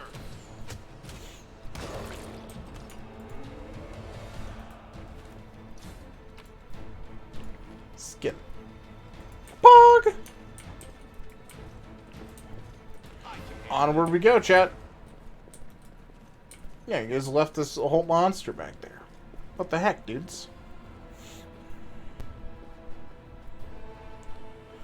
Please be voiced. The tribes are gathering soon. Soon we will attack. How long can we wait? The other tribes haven't turned up yet. We're just going to wait for them. Just a little while longer. Knowing so, the preparations will take the best part of the day. Let's go take a look at the maze ourselves and see what's what. Can't make the demons wait. Yet another obstacle. You've crossed the wrong mountain. Beautiful.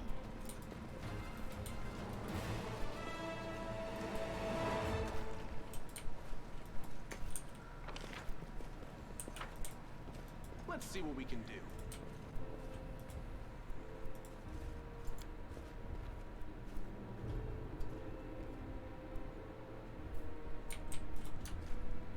Yo, what's in here? Here we go. Alright, just a door.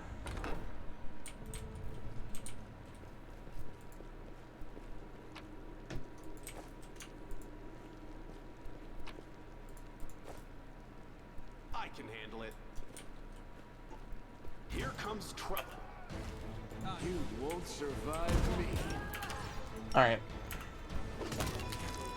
Damn you! Are you still here? Endure this.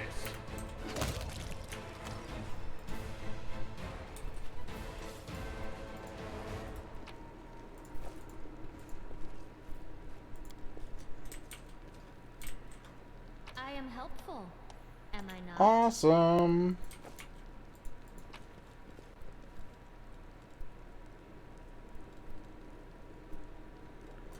Cool. Some more little crossbows. Some nice little potions. Is that a trap? That it is.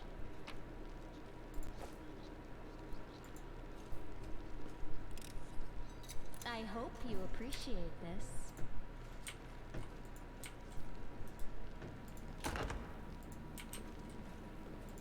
Now what is that? Make every strike count. No. Bait. Nice.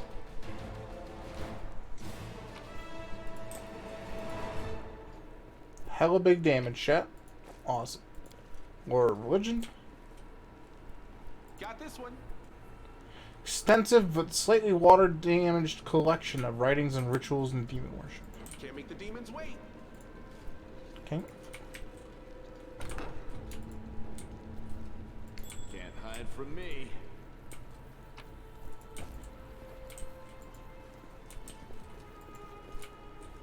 Save the last one for me. Corrupted Mongols, huh?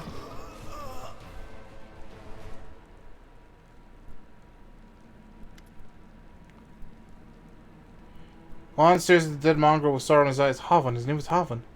Did you know him? Yeah, he's not from our tribe, but we're both hunters. We'd cross paths from time to time in the cave passages, share news, and leave supplies for each other, then he just disappeared, Land frowns. He used to talk about wanting to try his luck at the maze. I thought he was long dead. If only he had been. Why would mongrels attack us? Aren't we all on the same side? Something's wrong with them. Just look, their bodies. It's like something's eating them from the inside out. Maybe these guys just ate something weird or were having an off day, but I think something drove them out of their minds.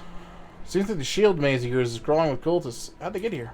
I have no idea. This is my first time here too. Maybe they fell down here the same way you did? Lon shrugs awkwardly and looks away. Wendog comes here all the time. I'd ask her if she's here. Couldn't think of it. Where is she? Let's go. This place is even more dangerous than we thought. And I was hoping that we'd be the meanest things in here. Laughter sounds strained. It's Mongols and cultists. Not that I expect. That I didn't. Okay. This is the spelling thing. Now that I did not expect. I need to find out what's going on here.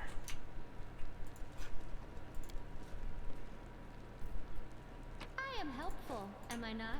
You are helpful. You are. It's kind of weird that you haven't said a whole bunch since we got you.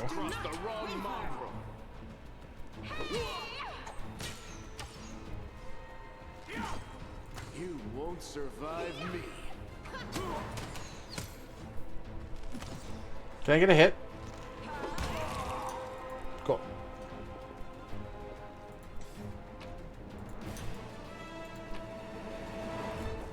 Suddenly like the worst shots NA.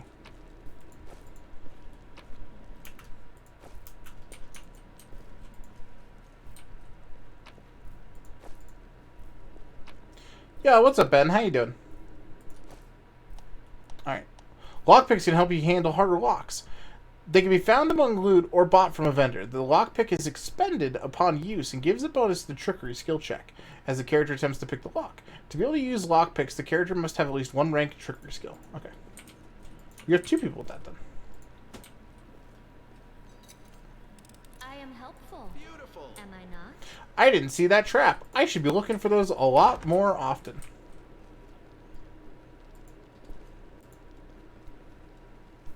Pick the lock, 100%.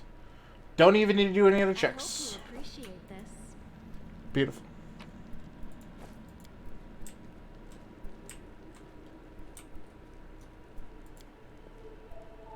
The bloodstains still more on the ground. Around them are comfortable benches with pillows. Someone clearly enjoyed watching others suffer. Yikers!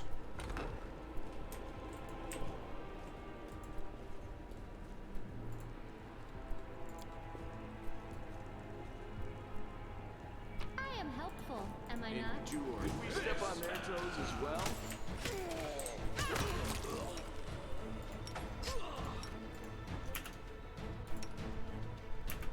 Yeah.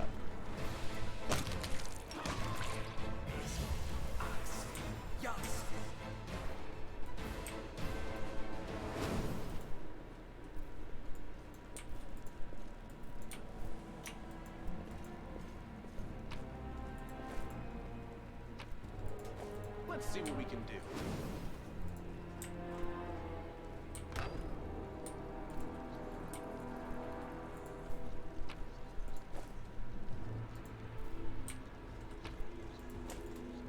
Is that treasure? What do we have here? I am helpful. Am I not? Every enemy has their unique statistics and abilities. Sometimes knowledge of an enemy's strong and weak points can be crucial for victory. To enable the hints about the creature you fight, press the inspect key on the interface. Okay. Not really worried about that. I am, however, worried that it just gave us that notification, which kind of makes me feel like this is probably the correct way to go. And obviously I don't want that. So, back to exploring. Here we go. We're gonna rest after the good guys always win. Into the fray!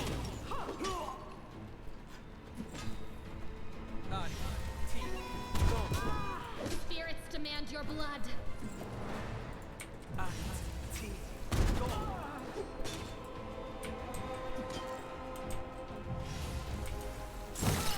Make every strike count.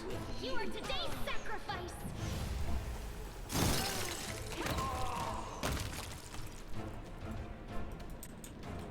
Where the hell's Camellia?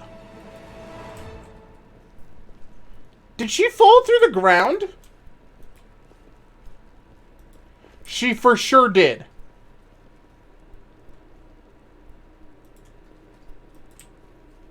I can handle it. Okay.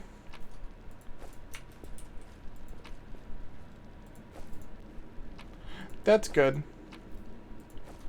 I feel like a chosen one.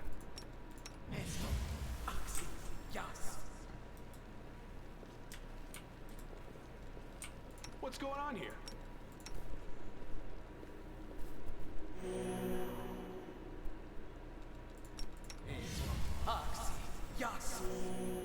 Okay.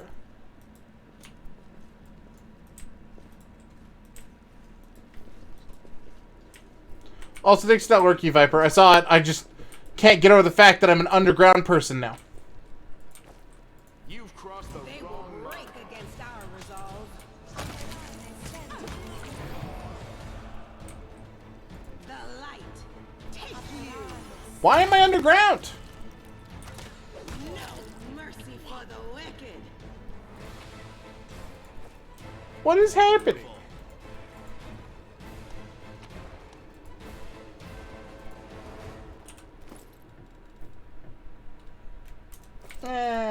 We're fine. I found, something.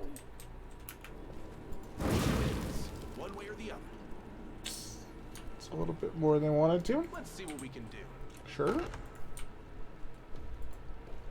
First come, first served. I got this.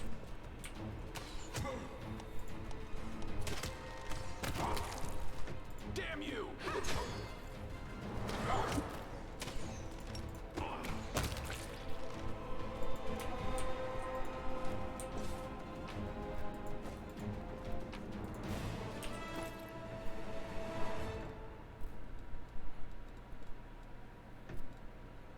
Okay.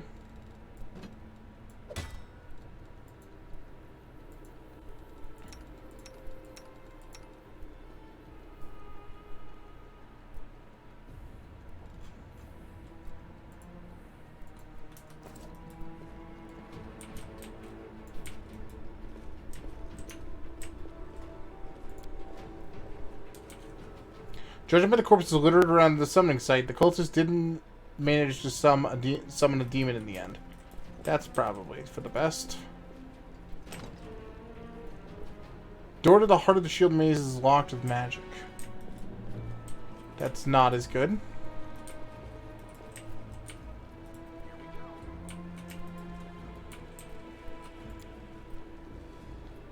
Ritual pool is filled with fresh blood.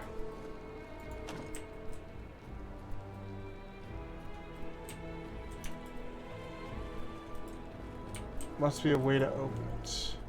I can handle it.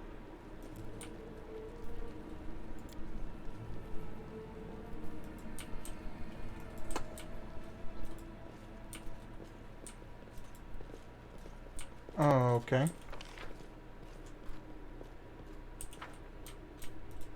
I feel like we're missing a room.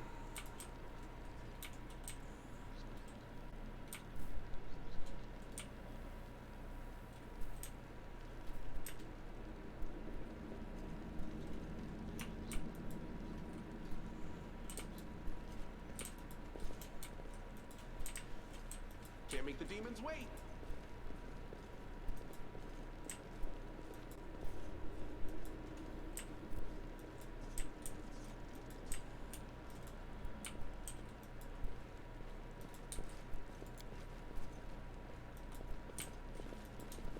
Beautiful.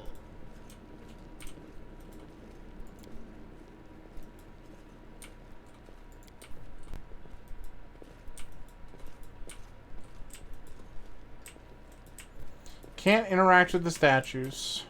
Let's see what we can do. Here we go.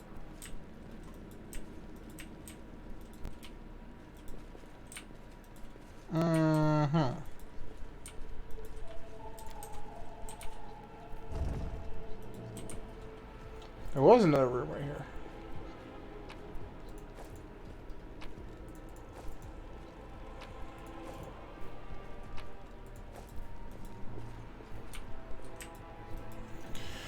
Alright, let's look at items. Weapons, the whole shebang for a second here. Okay. So she's got a nice longsword and a heavy shield. Do I have a better longsword? 5 to 12.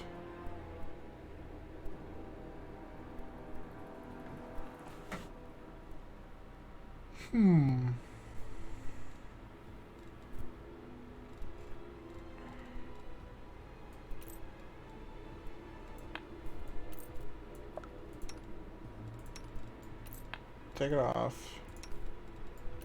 Put on Oliver. I don't want to write this paper anymore. Moon, if you have a paper to write, you have to write it. You can't use leather? What are you? Just an archer? Okay. That's kind of weird flex. I'll have to get you medium.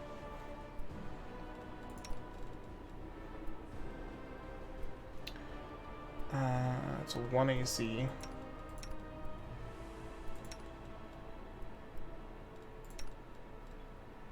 Is this rapier better? Is not. Is this rapier better? Nope. Exact same one.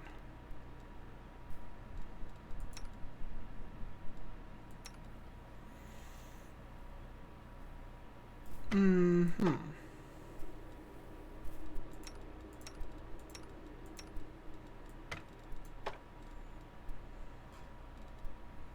Okay.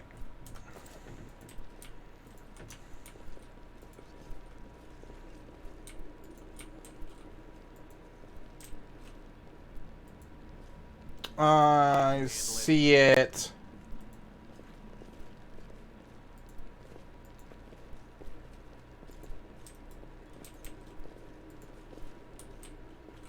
Can't 5 out of 8 questions be enough? Because it's not. Gotta do more, fam.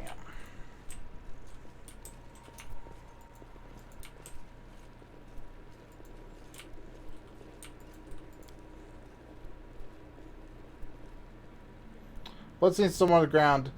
Okay, yes, somebody who was doing torture stuff. Oh, a door I missed. Unreal. Can't believe I missed one. That's upsetting. Save. What's that there?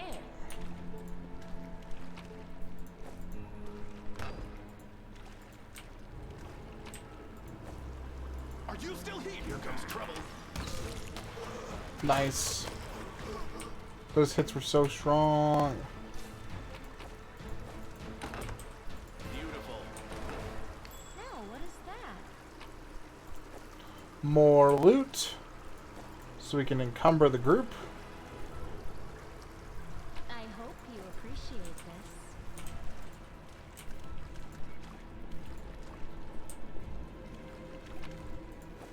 Gimme more. You won't survive. Guide my blade. Let's see what we can do. First come, first serve.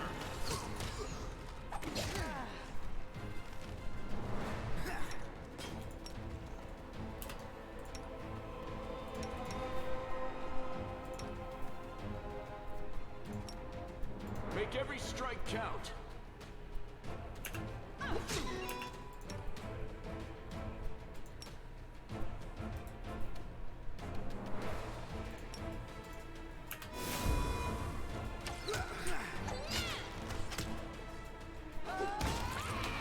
Nice.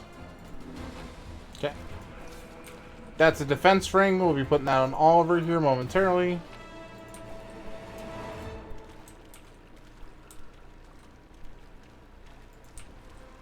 Here we go. I am here all week. Should I? Rely on me.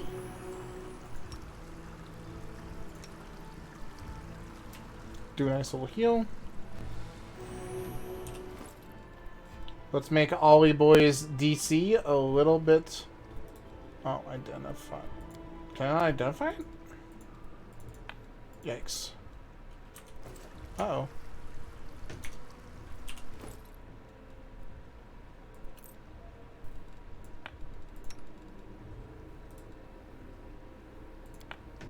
Oh, I'll equip it either way. Canterbury's system of aqueducts, channeling water from the river into the city. It is seriously damaged in the earthquake. Okay, F5 to get a nice hard save there. Let's go over here.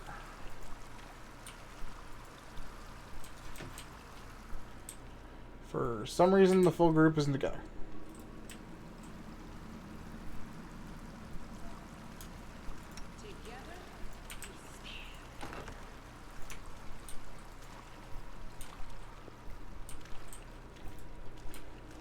You've crossed the wrong mongrel.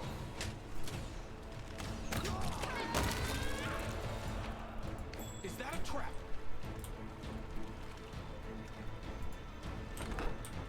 Can't make the demons wait. Into the front. Do not fear. Do not waver. Yes. Good guys always win. Wow. Over before I can even get out my dog. Feels good, man.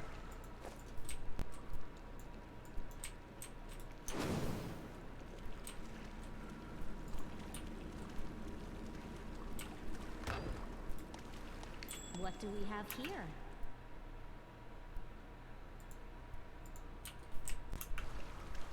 We are the light. You won't They are survive the me. darkness.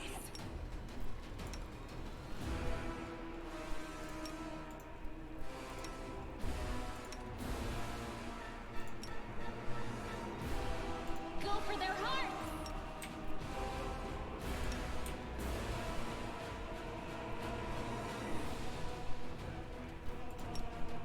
Endure this.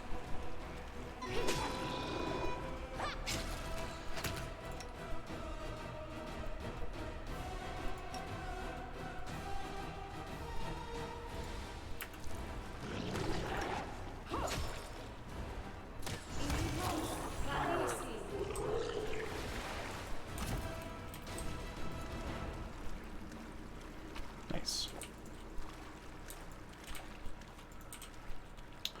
Cool. What up, Sig? Kitchen is smelling of burnt fat and garlic. Food was clearly cooked here in vast quantities. Nice.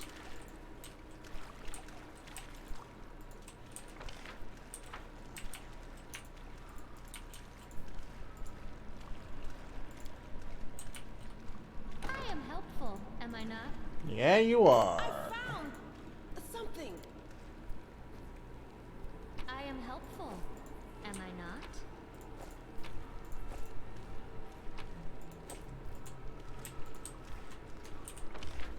Okay. Beautiful.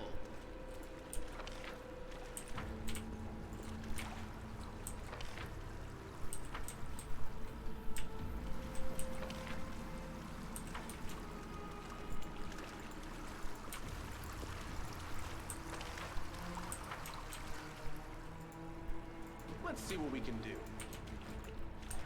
What's that there?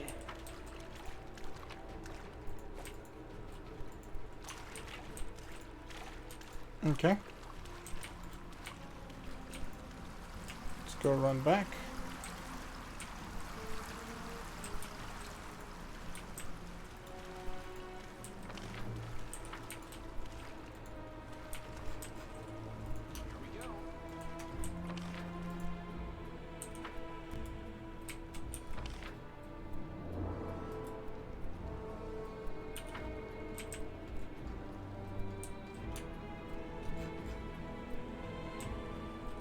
I am a very popular extra planar hero from another planet. Why doesn't anyone here believe it?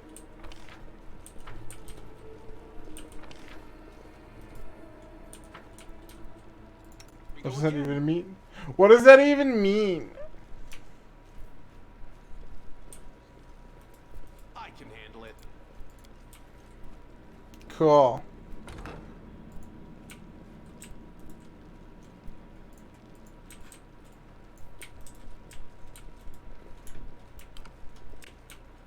I found something.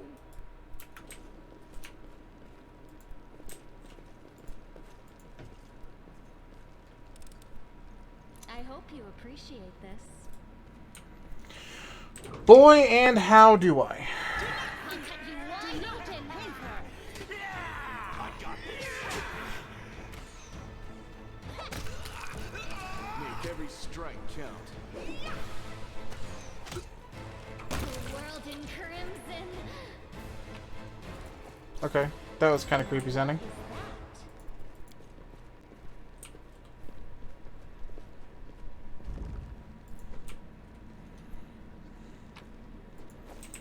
Oh my god. Okay.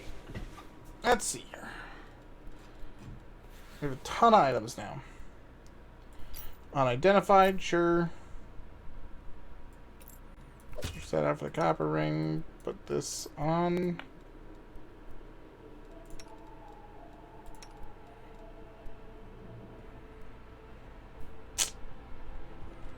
Ooh. Yep.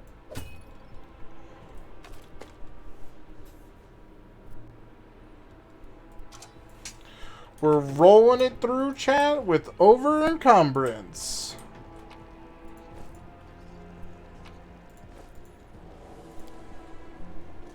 Would matter more if I wasn't planning on selling as quickly as physically possible. I am helpful, am I not?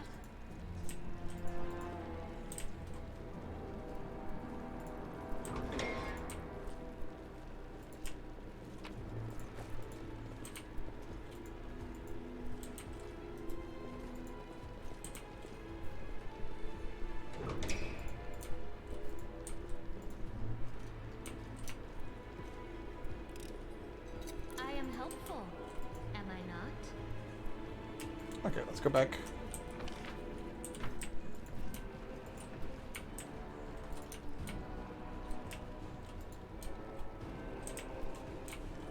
The spirits demand your blood. We are the light. They are the darkness. Awesome.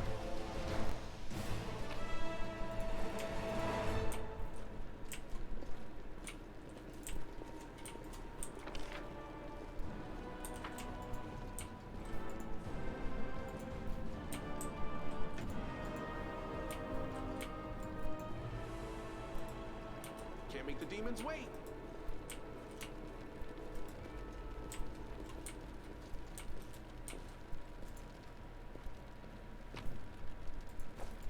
You are today's sacrifice.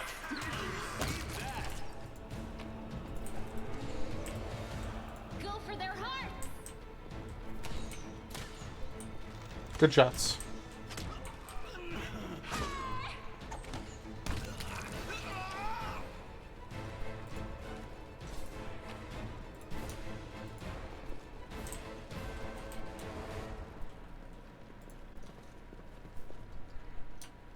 Huh.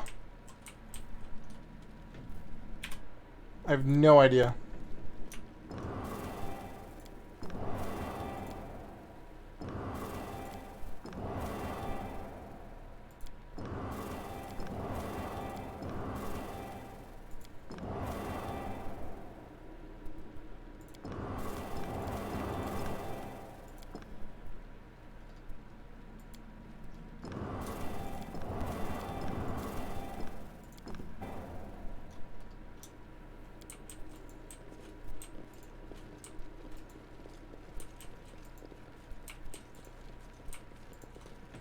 I haven't found like any notes or anything, have I?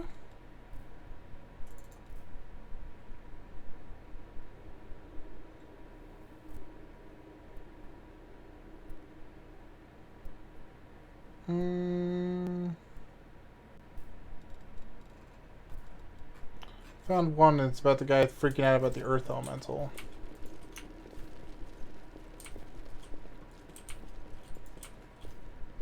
Beautiful.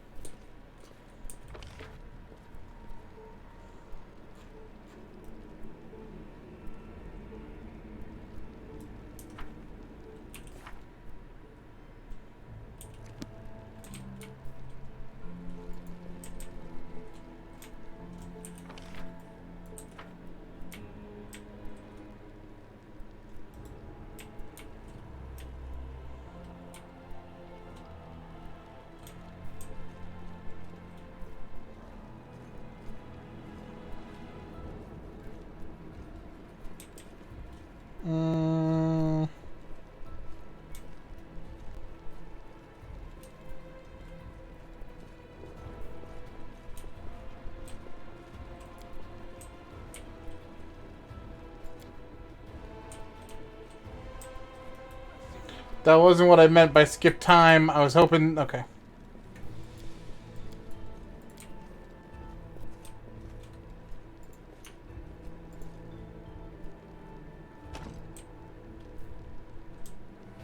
Here we go.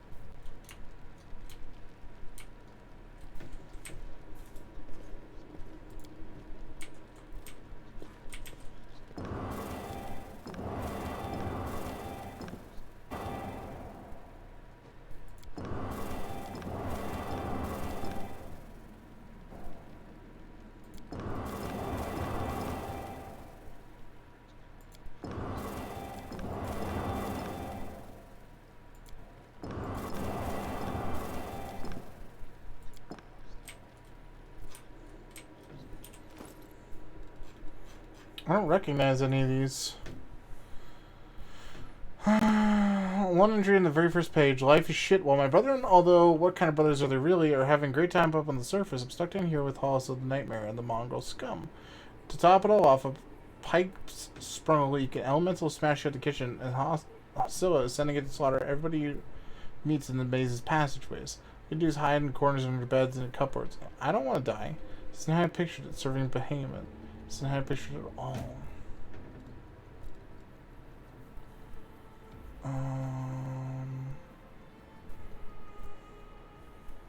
It's handy wheels. Okay.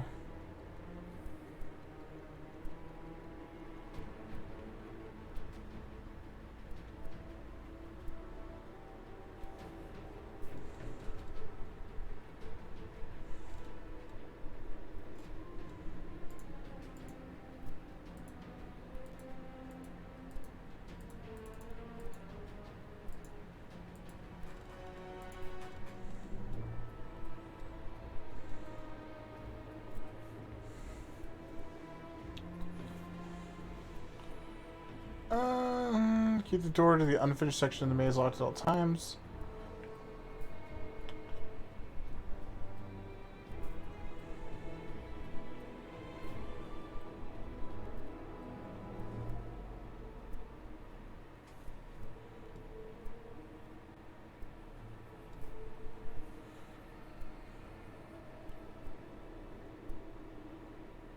I don't care which one of you holds on to it, I can tear it to shreds forever. Okay.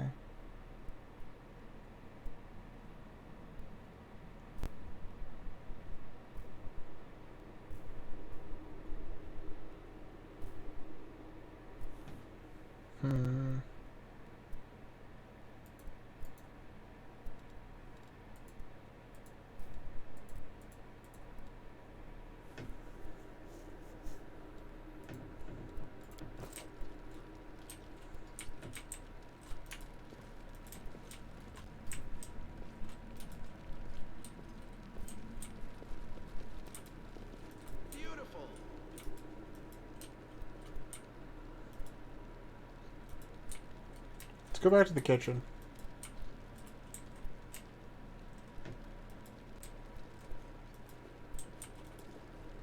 What about in here? Let's see what we can do.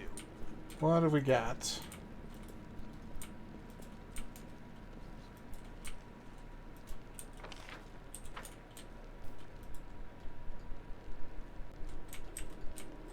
This is where we came from.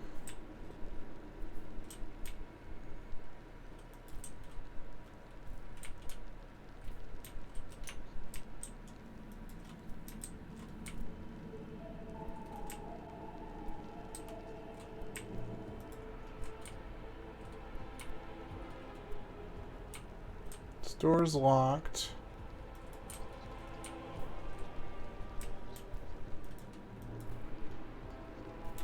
I'm guessing is the ritual chamber. Can't make the demons wait.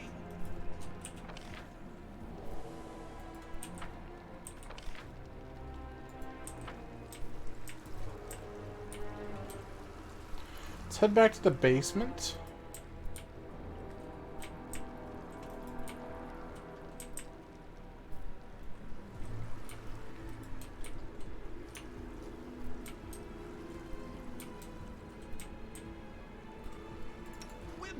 One way or the other.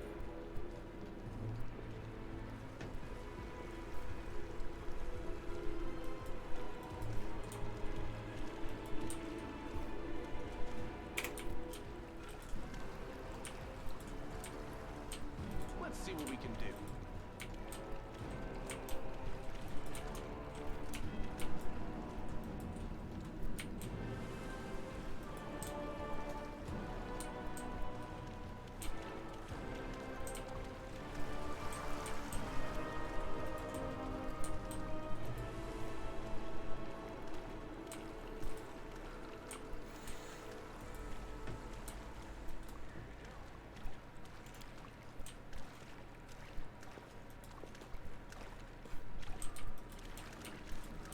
The one that would be used for multiples.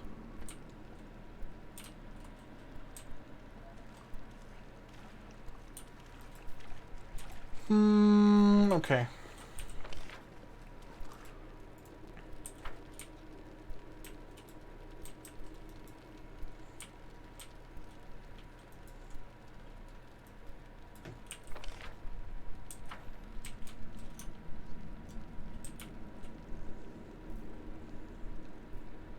Absolutely has to be something to do with the rings. The runes. I'm just not sure what.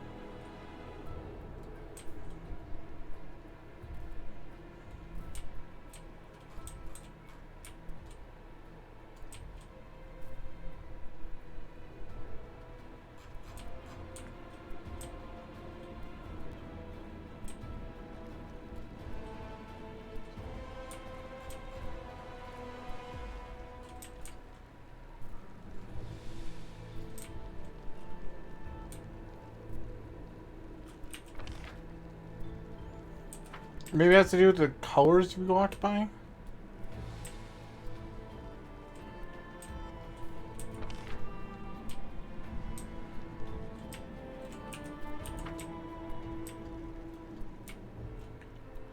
Like, here's the entry path.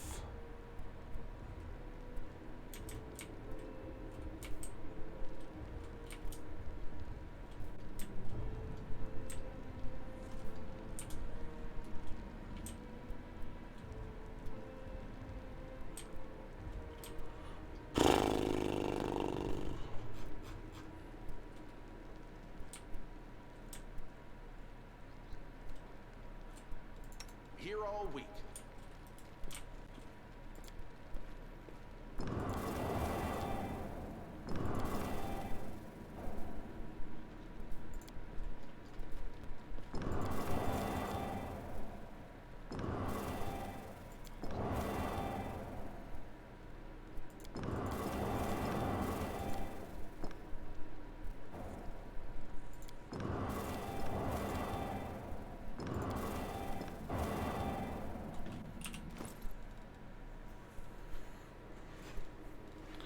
There has to be something in, like, the quest stuff we have.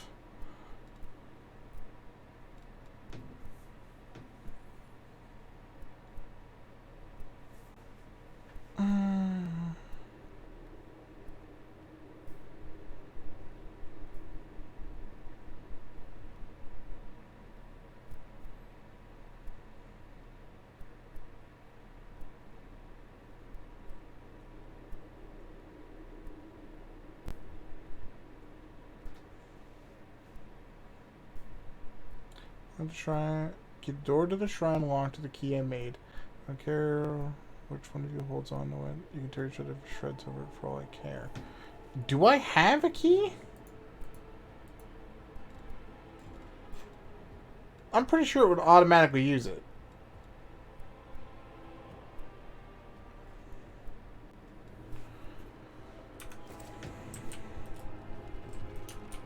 Can't make the demons wait.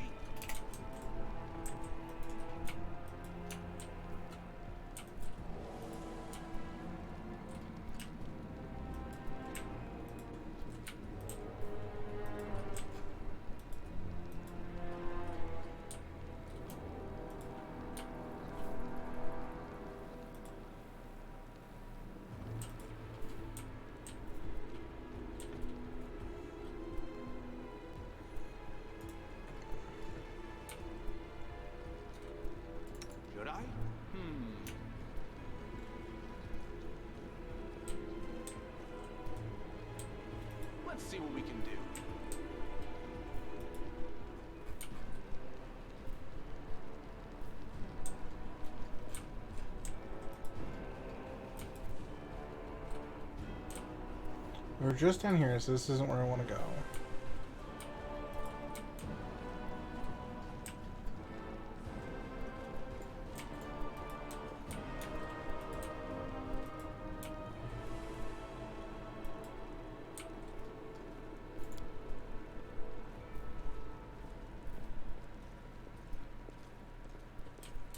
I can handle it.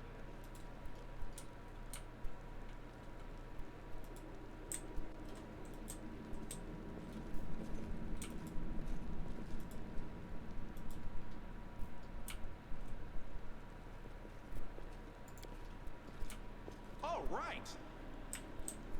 Can't make the demons wait. Mm-hmm.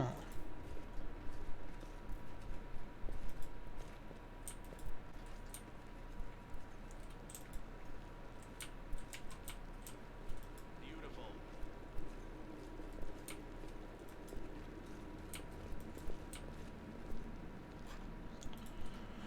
Swear to God.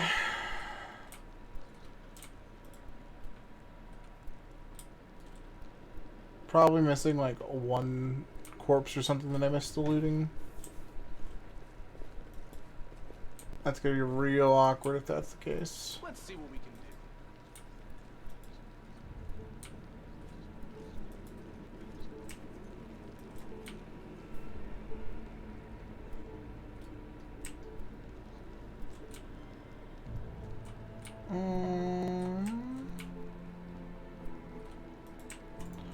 I don't want to talk about it, chat. I'm dumb. I missed a door.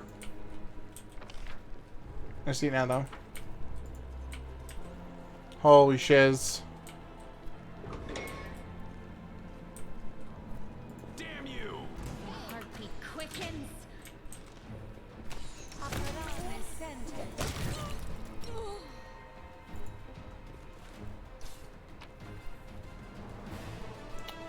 That would be a key.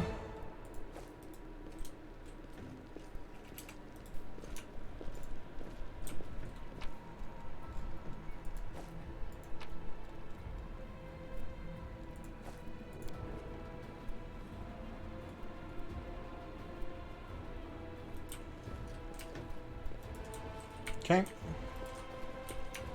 Bodies of the maze builders lie where they are caught by the earth elements raged by the earthquake. Here we go. Let me draw the first blood. Look at you wide open. Drown in the holy light.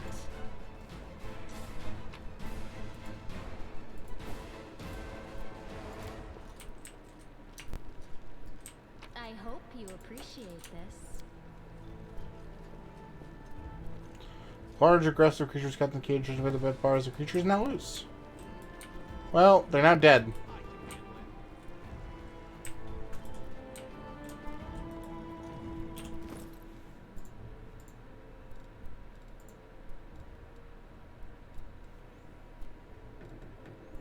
Anything new out of this one?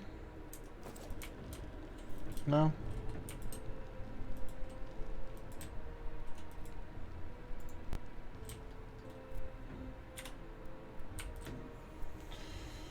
Well, is that now?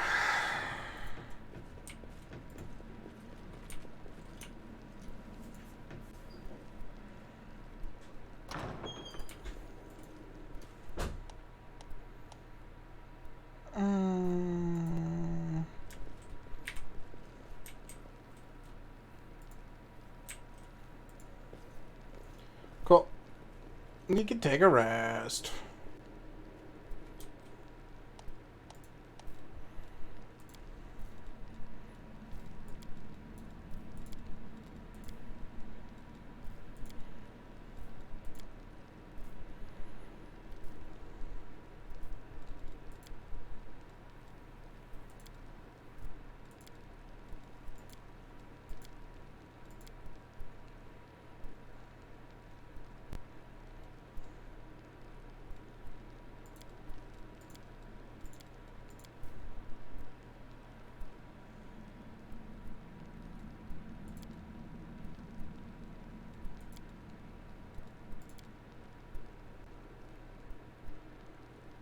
Cool.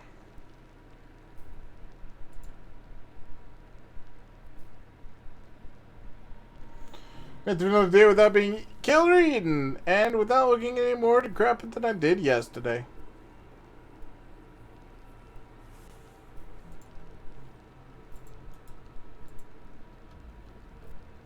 Not too shabby for a mongrel.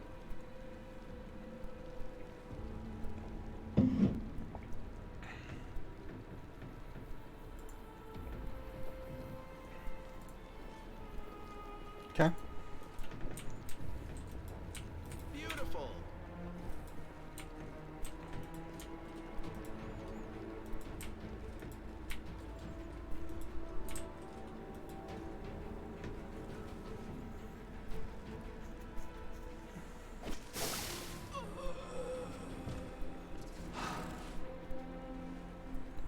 You all huddled together like a herd of animals, pitiful monsters, not human or demon. You tieflings are less effective than you.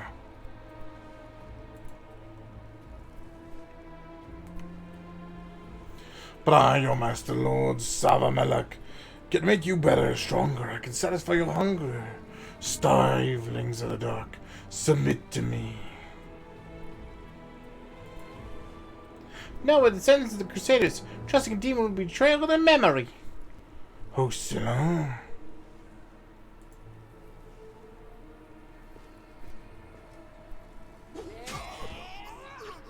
Well, who's the next descendant of the Crusaders who values old legends more than a life?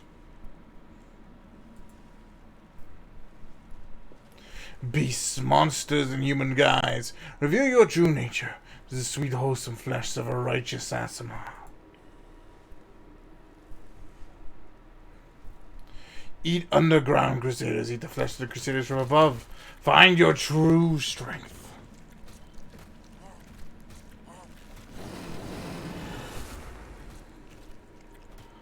Oh.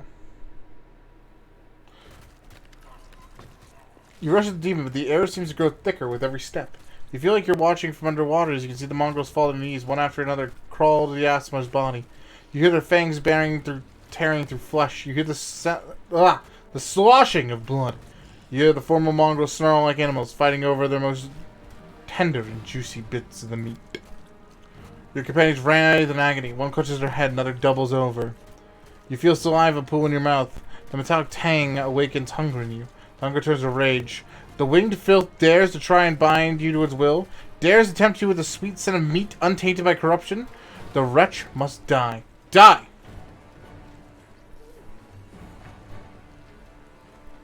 Seize the light hidden within you.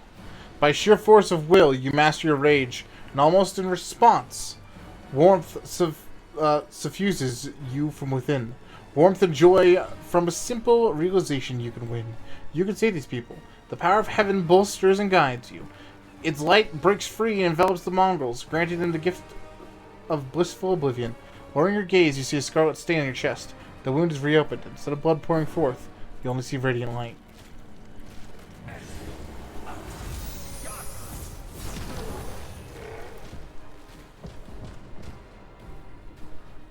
The demon convulses in pain when the light reaches him. What are you? Destroy this vermin! So points at you. He's already wounded. Winduag, kill. Oh. Winduag silently emerges from the shadows. I'm no longer your slave, Hasilla, but I've got to kill anyone who pokes their noses where it doesn't belong.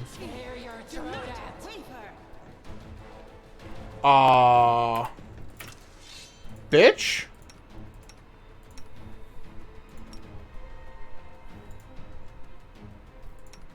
The spirits demand your blood.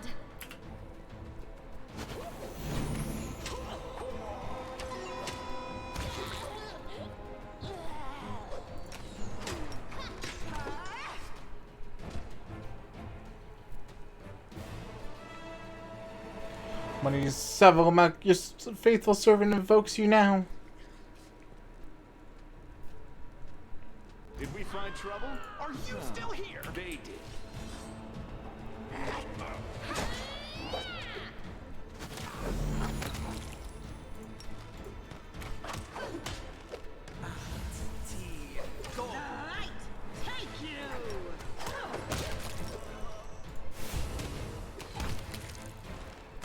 That Smite Evil miss sucked. Well, are you going to finish me off? It's not exactly unexpected. Are you kidding me? What else are we supposed to do with you? You're not just a traitor, you're a monster. The young ones believed you, and you lured them to a demon and watched them eat human flesh. I was trying to make them strong. What have you done for them? What were you doing while I was looking for ways to bring strength to our tribe? You're useless, Lan. I led by example. I trained. I tried to become stronger so I could go to the surface and maybe do something worthwhile with my stupidly short life. And I will do it. I might be the one to bring our whole tribe to the surface. But you? Why would you want any power that turns you into a monster? These young guys and girls, they trusted you. And they were turned into mindless animals, ready to eat corpses at a demon's command. I went through the same ritual as them, and I didn't become an animal. I conquered my anger. The anger that has been building and building in every one of us for decades. Unlike you, I have no intention of just lying down and politely accepting death. I will rise above all this, while you'll still be stuck with your pride chewing on rats. You've been serving Savlamek the whole time? Better to serve a strong master than to eke out an existence in a dark hole with no hope. I am of the Neathers. Our lives are short, but we are hardier than humans. I realized a long time ago that I was capable of more than this life offered. And I follow whomever is the strongest. I thought you were better than that. I thought you were proud of your heritage, but you're willing to crawl on your belly before anyone who's even a little bit stronger than you. You're not a mongrel. You're a cave slug. You have no understanding of the meaning of family or tribe. Oh, so now you think you know everything about me. You're one of the best hunters in the tribe. It benefited me to ingratiate myself with you. So I acted in a way that pleased you. She's so rude, dude. She's so terrible. She's kind of the worst. So why didn't you try and stop us from going into the maze? Savlamek is always in need of new servants. You'd make as good a servant as anyone else, and then... once you'd gone missing in the maze, not even the redoubtable Lan would have dared look for you. But then why did you come with me to look for the sword? So I could kill you quietly if you found it and stop you taking it to the village, you idiot. I would have told everyone that you got caught in a cave-in. But then the Uplanders showed up and I had to change my plans. You said you went to the same ritual. Does that mean you ate human flesh too? Yes. Hosilla found me in the caves. I was lost and hungry. And she offered me a choice. Die as a nobody, or live, and gain the power to change everything. Savlamek tore off a piece of an Azimard priestess's thigh. A big, juicy piece. More meat than I'd ever received in the tribe. That was the first time I knew what it was like to be happy. Jesus, dude. To have a full belly. I swore to myself that it would always be that way. Then the madness and rage took over. I came very close to turning into an animal, no better than the weaklings you saw in the maze. But I am strong. I mastered myself. I brought myself under control. I fell. so that I could rise again. You should have chosen death. Dying's better than living like that. You're saying I should have died that day, Lan. But then who would have listened to your feeble jokes? Who would have showed you the best caves for hunting? Who would have made you a man? Jesus. I would have been fine without all that. And without you. Your death will make the world a slightly better place, Wenduog. Inspect the wound in your chest. The bleeding, deep wound in your chest is gone. It was like it was never there in the first place. The skin is totally smooth and unmarred. It's gone. It was just there, and now it's gone. It's gotta be some kind of demonic trickery. You need to have a cleric look at that. If he had been marked by the Abyss, do you think some nobody priests will be able to help? No, the demons have branded this uplander. And judging by the smell of his blood pouring from his chest, the demons will be able to find him wherever he goes. And they'll find you too, Lan. What did your service to Hostilla entail? It was simple. I lured those I deemed worthy into the maze. To the rest, I told stories of the horrors of the maze, making them stay away. It all hung in the balance when the cave walls shuddered, and many of the young ones decided that the time of their great exodus had come. I had no doubt that Hostilla would dispatch a dozen young meters easily. But what would become of the maze if all the tribes poured in? So when Lan ran off looking for the Angel's sword, I went after him. Not to help him. I'm so glad we didn't listen to her. The sword never reached Neathholm. It's a pity that you got involved and stopped me from killing him. But then again, the evening gong has not yet been struck. You sicken me. Yeah, you won't betray anyone ever again. You're all bark and no bite. Farewell, Uplander. Next time I won't spare you.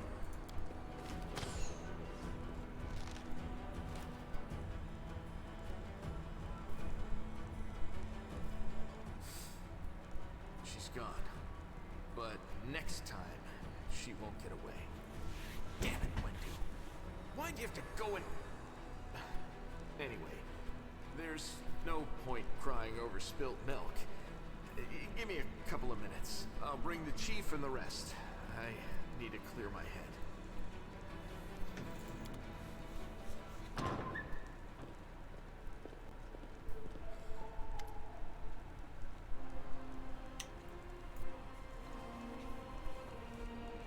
Chief still appears flanked by mongrels. The journey has taken toll on them. His breath is labored, the sweat is dripping from his bloated face. What-ish? Nevia gives a low whistle. I'll be damned. Turns out the whole run isn't as crazy as we thought. There really were demons down here. Should have listened instead of patrol down here. Damn it. Horgus' lip curls in distaste as he tries to keep his distance from the unconscious mongrels. Said you're in charge of reconnaissance for Eagle Watch for Anavia. How could you miss a nest of demons underneath Kennebrez? Yeah, right. Like it wasn't enough that I sniffed out every damn shadow in the city. Bring us the stories about demons living in the streets of Kennebrez, but those tales are old as the Crusades themselves. Messed up, but you fixed my mistake, so thanks. You need to look after the young mongrels. I don't know what they'll look like, what they'll be like when they come to, but look after them, Chief. They went through something horrific today. Not everybody is capable of enduring something like that. It'll change them forever. As long as they can hunt, the rush can wait. Uplander, you and Lan save them. Only gods can salvage their souls. But we're a tribe, we'll think of something, and when they're stronger, they can go up to the surface. The time will come. Nevius, how's the leg? Better than yesterday, worse than the day before. I'm not gonna die, but don't worry. This place should be burned with holy flame. The place is overrun with demons. That's not the worst part. Wenduog, she's been working for the demons all this time, luring the young, strong Mongols into the maze. Not the unconscious Mongols. We might still be able to save these ones. They can't get any stupider, that's for sure. But they may get meaner than they were before. I suppose all teenagers are monsters in their own way. Ah, Lan, don't waste words on the people who don't listen to the tribe. You're at the fool, you suffer the consequences. Wendwag, how could she? Should have seen them and she left. What's to become of us? Shut up, Chief. The kids you rescued are safe now. The demons are gone. The traitor's been dealt with. All's well that ends well, I say. It's time to get out of here. Chief, I think I'm going to lead our visitors to the surface. And I'm going to keep going. Something interesting is happening out there in the world. Maybe it's my chance to do something more useful than skinning rat caves. You're never one of us, but you always looked up. You think I don't see these things? Our life is not for you. You must go, but where? Where is the way out? Beats me, but these beasts got down here somehow. I know what these documents are, but I'm sure the key will come in handy. Blah, blah, blah, words. Nevia's eyes quickly skim over the letter, and she passes it to you. Sevamelik, this is my last warning. You need to answer security without attracting any more attention than you already have. People are going to talk about the strange disappearances of Kanabra's most righteous men. Keep below ground, nurture your mongrel pets, and wait patiently. The call to battle will soon come, and it will sound loud and clear even down in the catacombs.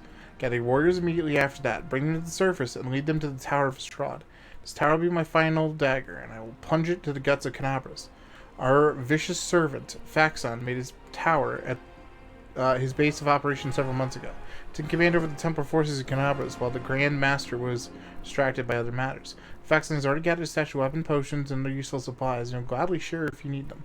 If he behaves himself, you two should combine your forces. If not, just take his stupid little head off his shoulders and take command yourself. Mistress Monago. Those cheeky sons of... This is all the information on the cultists in the city. Their meeting places, passwords, their secret hideouts. I think we should show this to whoever's in charge of Canabras right now. We need to get back to the surface. And then we'll find out what.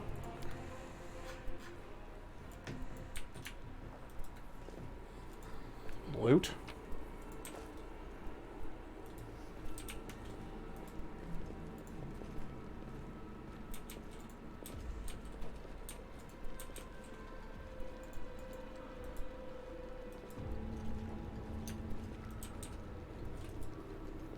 Let's see what we can do. Upstairs! Hold on, chat. While the survivors wander the dungeons, the battle on the surface rages on. The warriors of Canabras are trying to defend the wardstone, but their strength is flagging. Their resistance is valiant. Yet it will all be in vain if no one rises up to turn the tide.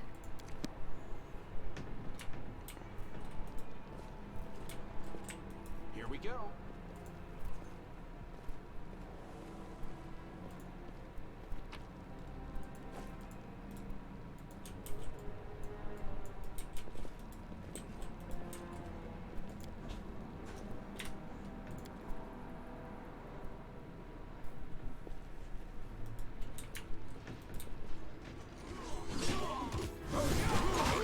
Yikes.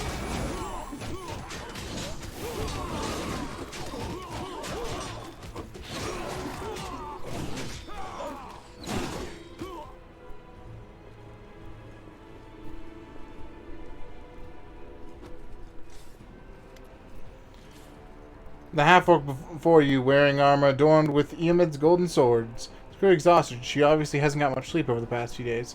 There's soot on her face and fresh blood on her sword. Her hazel eyes are hard and focused. Her firm voice sounds accustomed to giving orders.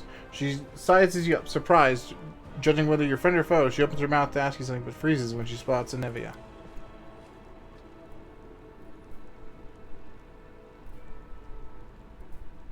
I'm guessing that's her wife? By the goddess, Nevi, I'd almost lost all hope. Everything's fine, Beth. I'm here. This here's a new friend. He rounded up those of us who survived the fall and led us up to the surface. Without him, we'd never have made it out. Let me introduce you to my wife, Erebeth Tirabade, head of the Eagle Watch. Until the army arrives, I'm the temporary warden of Canabras. And you're just in time. As you can see, we're in the middle of a battle. And thank you for getting Nevia out of there. Where are we? The Grey Garrison. Until recently, it served as barracks for the Crusaders. but it's now been taken over by cultists. What is the target of this battle? When the demons attacked the city, their main target was the Wardstone. I trust I don't have to explain to you what the Wardstone is and how important it is to the Crusaders. We must retake it at any cost, or the fall of Canabras will be the beginning of the end of the Crusades, and with them, the rest of the world. I see that you had a difficult journey to the surface. You need to rest. But there's a lot riding on this battle. I have no right to command you, but I'm asking you to help us. I have important information about the location of a cultist den. Very good. Report to me in full when we get back to the Defender's Heart. It's our temporary headquarters. Right now, the most dangerous cultists are here. The ones occupying the Grey Garrison. We met some Mongols who live beneath Canabras. This is Lon. Most people in Canabras think that the children of the First Crusaders are simply a legend. Other people say that the day you emerge on the surface heralds the start of the end of the world. I'm not superstitious, but the situation is apocalyptic, all right. Having a living legend on our side can't hurt. Come on, living legend? A walking folktale, maybe? I just need to make sure I don't turn into a running joke. What's the situation in the city? The city's gone. Most of the defenders, including the Dragon Terendelev, fell in the first few hours. The civilians either fled or died in the chaos. The place is overrun with cultists and demons. Don't talk like that. Canabras hasn't fallen. Not while it still has defenders like you and me. Sweet words don't change the grim truth. No, she's right. Thank you, Knight. Until we no longer have the strength to hold a weapon, until Iomedae abandons us, we will fight for Canabras. Tell me about the Wardstone. Why is it so important? The Wardstones are a gift of Iomedae. Created personally by her herald, a mighty angel, and a general of the Celestial armies. The Wardstones keep the world wound from expanding. They stand along the border of the territory controlled by the demons, creating a barrier to keep them inside. The Canabras obelisk was the first to be placed. It is the key to the whole barrier. We cannot leave it in the hands of those monsters from the abyss. How did the Wardstone end up in the Great Garrison? The demons have long laid siege to Canabras, but this time, their Lord Discari appeared in the flesh. He ripped the Wardstone from the ground and hurled it halfway across the city to here. I thought the stone was destroyed, but it seems all is not lost, yet. Discari has gone, but the Wardstone is surrounded by a horde of those creatures. What are they going to do to it? Nothing good, that's for certain. But how did he do that? He's a demon! The Wardstone should have burned his filthy hide! It should have. But what happened, happened. We don't know why. It's not wasting time to battle. That's the spirit. You, take a Navia to the rear. The rest of you with me.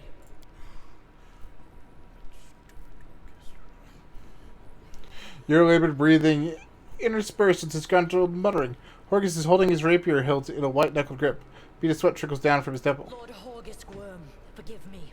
I did not realize we had civilians among us. My people will escort you somewhere safe.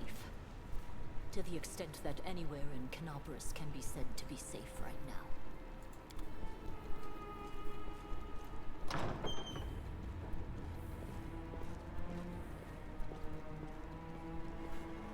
That's right. Fighting spirit is the one thing that we've got plenty of. Actual fighting power, that's not so great. Fighting know-how, even worse. But fighting spirit, at least we're rich in that. For Iomedae! For the Queen! Kill the beast! Irabeth raises her blade, and the soldiers, inspired by her cry, rush into battle with renewed vigor. I can handle it.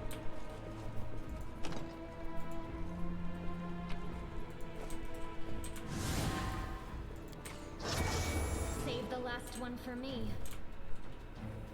No glory without risk!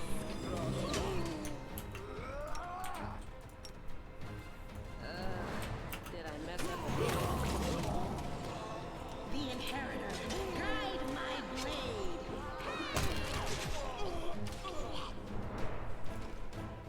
Into the fray!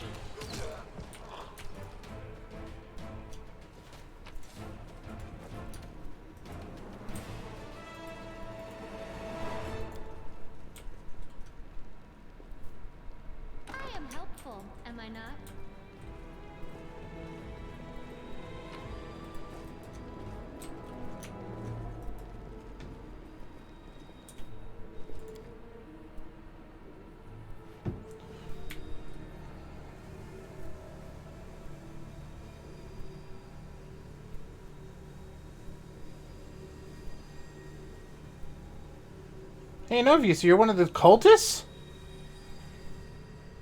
How's it going, pal? You want to join? You'll all be dead soon, but we'll be alive.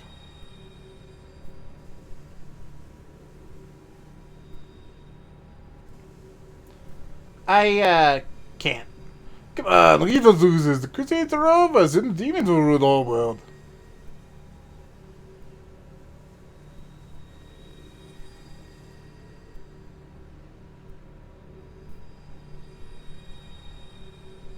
Here goes nothing. All hail Bahamut. Coward traitor, I swear on the soul of Yomede, you answer for your betrayal. They will break against our resolve.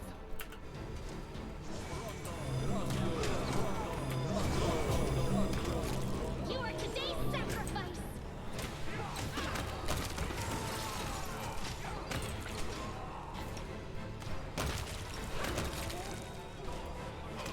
You've crossed the wrong line. Take you.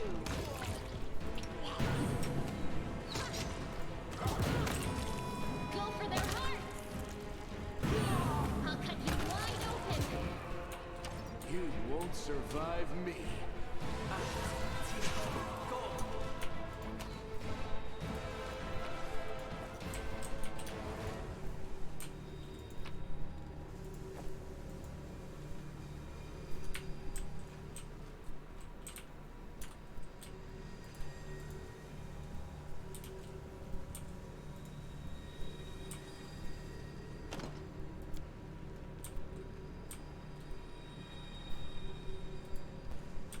Severely damaged stairs. Let's go.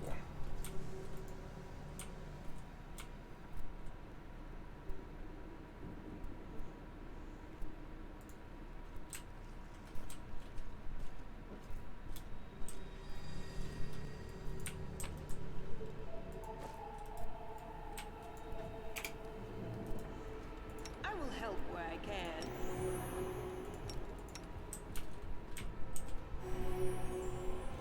What's going on here?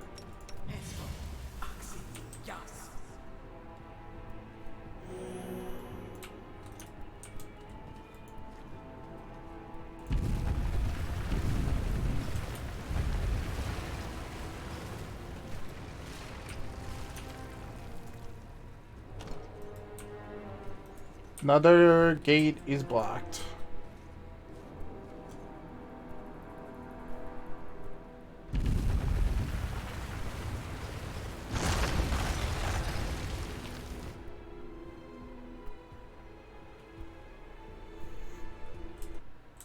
No. Okay.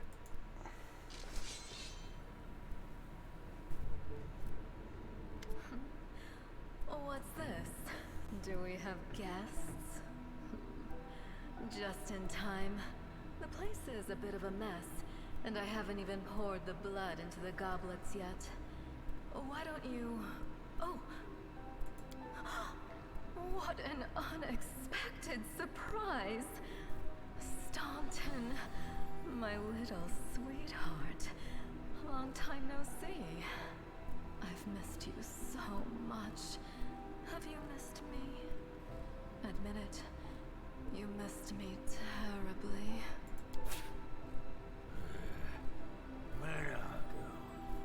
You again, you wench! The aged dwarf in Erebus' troop silent up until now, spits on the floor, his hardened, craggy face, like a storm-weathered stone, twists as if in pain. Minago, the one who... Be careful. She's one of the deadliest creatures in the whole demon horde. She was once responsible for a massacre in Canabras. She must be back to finish what she started. The powerful Lilitu Minago is one of the demons whose name in Mendev is always spoken with the curse. She's the author of two of the most horrific atrocities in the history of the Crusades, the fall of Dresden and the Red Morning Massacre of Canabras. Hey, demon woman! What's wrong with your face? How rude. You're one to talk, mortal, with a face that even a mother would loathe. Staunton, sweetie. You're not going to let your friends speak to me like that, are you? That wench? She's the one who led me astray. She's the reason my life has gone to the abyss. She's the reason why Dresden fell. Oh my, like butter wouldn't melt. What I remember is how eagerly you would run to our trysts, how you begged to see me again, how you promised you'd do anything I asked. By your own free will, you said this. And now you claim that Dresden fell because of me. No, my dear. That was entirely your own doing. I'll beat your lying lips into your filthy throat! Now, Staunton, don't say things like that. Not about these lips, the ones you kissed so sweetly. Staunton, dearest, don't you love me anymore? Remember how good we were together? I was so hoping that we could patch things up. Jesus, dude. I'll kill you! Did we step on their toes as well? Good guys, always.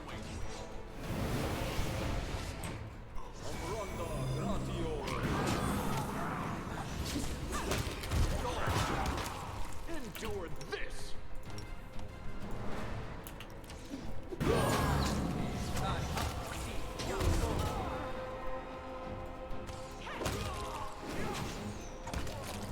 Make every strike count.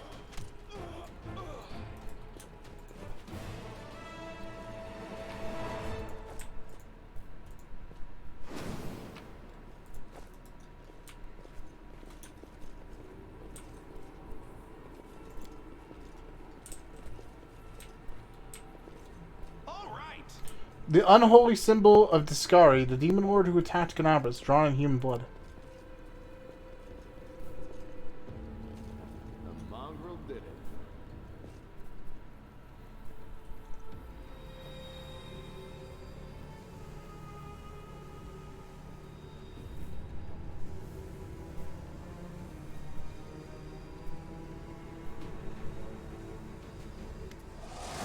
As soon as you step in the chamber, your vision seems to darken and your knees buckle. You struggle to keep your balance. The air in here is laden with the power coming from the stone. Suddenly your hair is filled with voices, screaming, whispering, cackling, threatening voices, pleading for help, shrieking curses and taunts. You blink, the illusion passes. Congratulations. You made it all the way here. This is it. Your precious wardstone. What are you planning to do now, I could kill you where you stand. But wouldn't it be nice if you could die in battle like heroes? No.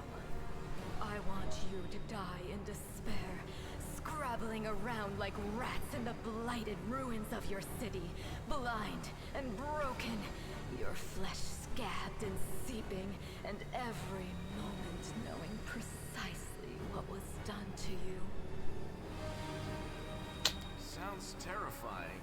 Except that's how we've been living for generations.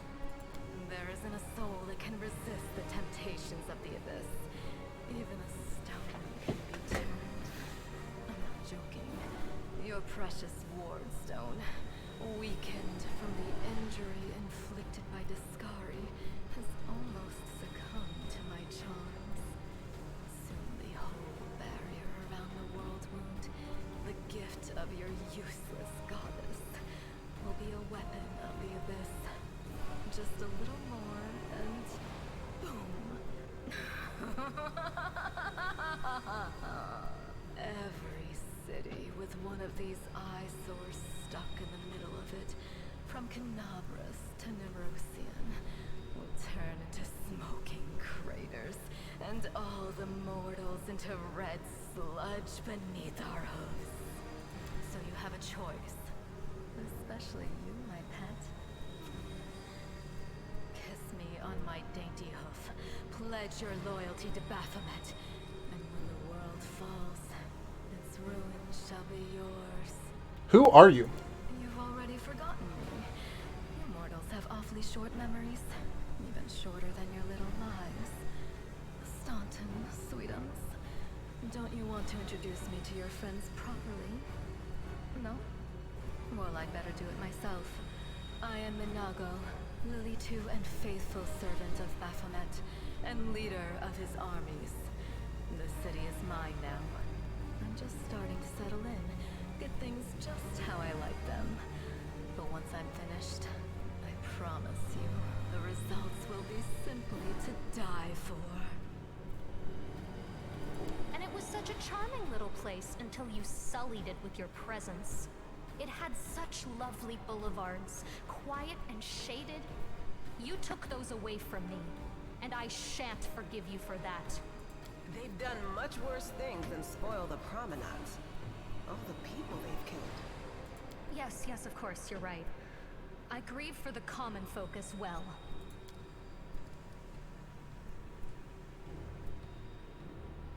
What are you doing to that stone? Quite what am I doing to it?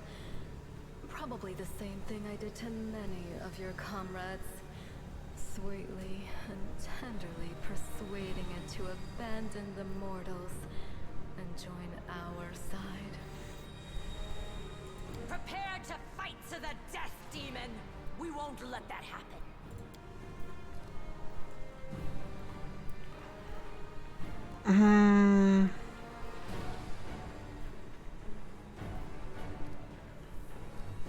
Your victory celebrations are a little premature, demon.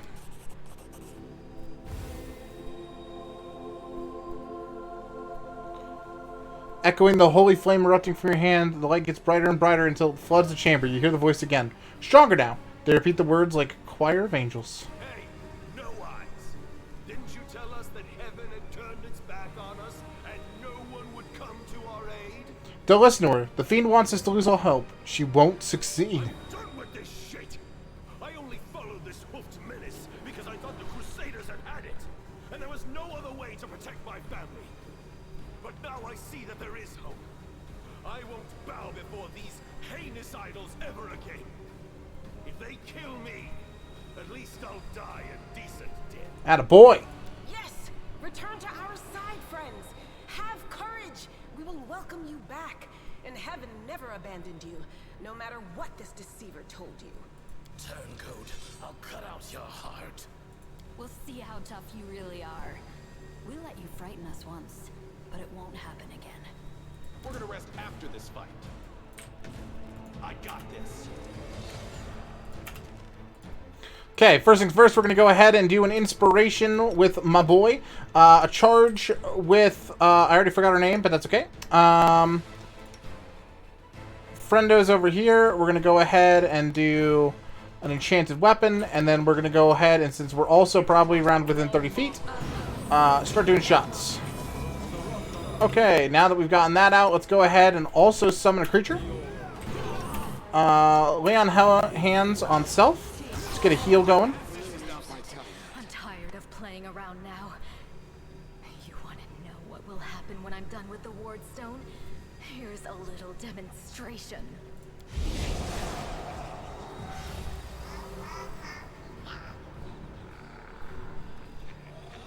The demoness whispers a spell and a wave of darkness sweeps through the chamber. Your companions wince in pain.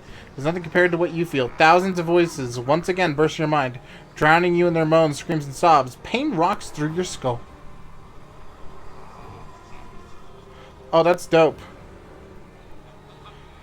We can cite our god. You will regret this. I swear in the name of Kalistra, I will have my revenge. Powerless rage. I love it. Threaten me more. The roar of voices blend into an unbearable wall of screaming. Your vision goes dark.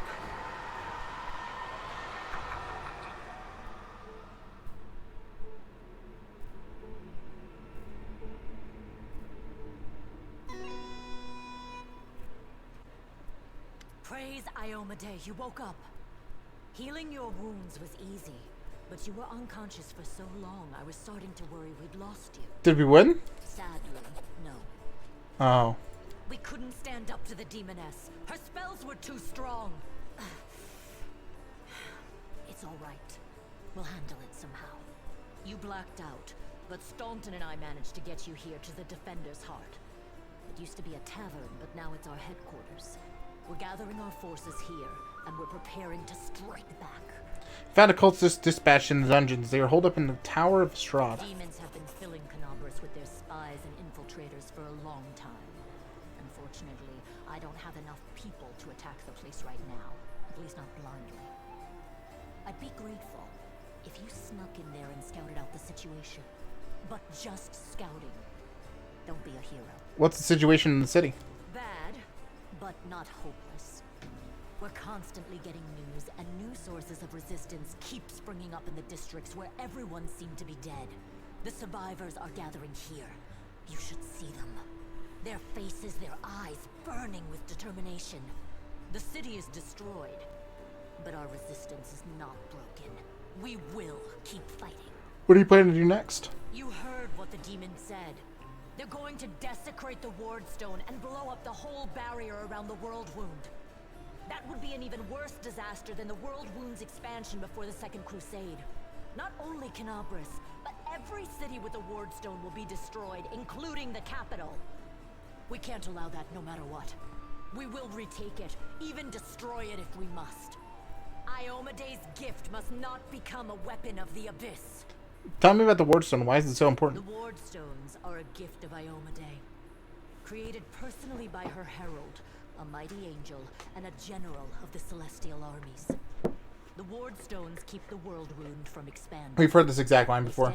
Can I help you in any way? First of all, we need to decide what to do with the stone once we get it. What I'm about to say is classified. A traveler came to the city recently. A blind elf calling himself the Storyteller. He insisted he be allowed to examine the Wardstone, and he raised the alarm when his study was finished. Even before the demon attack, he had found some damage or flaw in the stone. Prelate Hulrune dismissed his words as nonsense, borderline blasphemy. But between you and me, the prelate's opinion isn't worth much. I think the Storyteller knew what he was talking about. We could use his advice right now, if only we knew where he was. I remember the Storyteller spent a lot of time talking to Staunton, a dwarf from my unit. You saw him during the demon attack. The elf asked him about the history of the Crusades. Maybe the Storyteller told Staunton something about where we could find him if anything happened. There's another problem. After the attack, the demons began to gather their forces at the Grey Garrison. It'll be even harder to take them with a head-on assault. But I once heard soldiers talking about a secret entrance to the garrison. Trouble is, I have no idea where to look for it. While you explore the city, please keep your eyes open, in case you find something we can use. The half-orc smiles at you encouragingly. And one last thing. The Eagle Watch has lost a lot of soldiers recently. Some were killed, but others simply haven't been seen since the attack. In the chaos that is now Canabris, it's next to impossible to confirm anything for sure. One of the missing fighters is Janna Aldori, a new recruit in the Watch. She got along well with Sela, and she often went drinking with her. I honestly thought Sela and Aldori? together. But now Sela's returned with you, and there's no sign of Janna. If you learn anything She's from the first game. when you're out in the city, please report back. Everything's clear. May the goddess help you.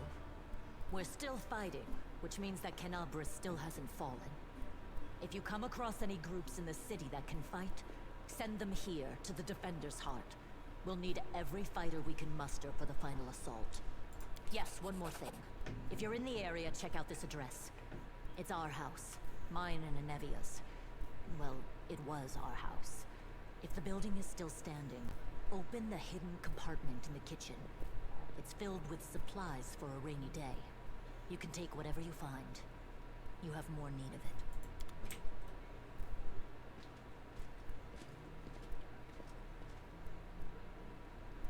Cool.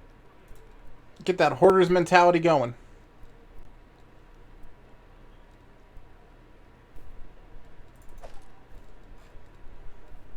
Okay.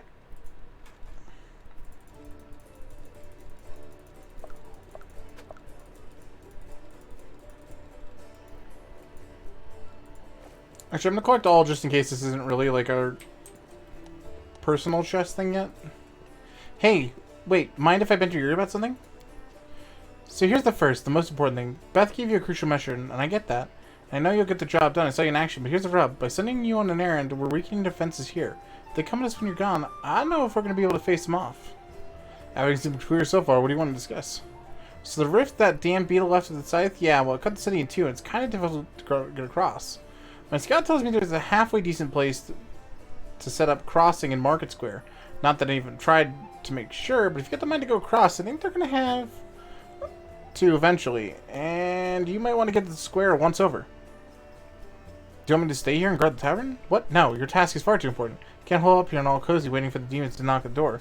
You need to take the fight to them, but those freaks try and make a move on the place. Beth is in a run over to get you. That happens, you like it back here, alright? Because if you don't, you'll be coming back to a pile of ash. Got it? When do you think demons will attack next? Your guess is as good as mine. It might not get here, be here, but they could attack the whole damn city. Those vermin know they've lost the upper hand, and then we're going to push back hard. If things kick off here, you know they attack. Some things can be changed beyond recognition, so if you got business that needs to take care of, you better do it soon. Okay. Yo, you owe me money. Here, take this. Yes, it's 2,000 coins. Take your payment and remember that Hocus Worm always keeps his word. You helped me back at the surface and duly paid you for escorting me. Now, speaking of our future cooperation, I have a job that's perfect for someone like you. Naturally, I pay you generously. You have a job for someone like me? For an adventure ready to sell his soul for booze. Then lie down drunk in the gutter, or do you think you're somehow different? Traveling knight, perhaps, a noble of haunt, but without a coin to your name? You seem a reliable ally to me. You did get me out of the mongrel games, so why should I care about what you do with the money once you got it? Horgus seems like one of those people who think the entire world owes him something. However, you hear notes of hysteria beneath his smug arrogance, as if though he's really quite nervous but taking great pains to conceal it. Noble birth doesn't give you the right to behave badly. I would ask you to refrain from such statements in the future. Oh really? How impudent. No one tells Horus how to address the rabble. Then I'm not interested. Rejecting such a lucrative proposal would be highly impudent, if not outright ridiculous. Please, at least hear me out. You should be my bodyguard, you see. I have good reason to return to my mansion here at Canabras. I still have. Well, it doesn't matter. It's none of your business. My mansion is a breathtaking building with a large garden in the wealthy part of the city. Even before the demons attacked, every thief and fraudster in the city had trying to get inside. One way or another, I shudder to imagine the state it's in now. I have little hope that my guards were able to hold the mansion during the attack. I expect the servants fled when they saw demons. Only Abadar knows what happened there since. Therefore, I would ask that you meet me at the mansion and guard me there until I complete my business. I already asked the local paladins for help, but they have no desire to set foot outside this tavern. Damn cowards and traitors, that's what they are. Also, please do take Camilla with you. I trust that girl more than the rest of your gang. She is of noble birth, after all. What reward are we talking about? 1,000 coins. Double the reward and I'll think about it. Deal. Alright. Marvelous. Most excellent. I'll proceed to my mansion at once and wait for you there. Meanwhile, you need to worry. I know the city like the back of my hand. Do hurry unless you want me to lower your reward. Alright, so that's going to be our first process of duty. But I need to sell.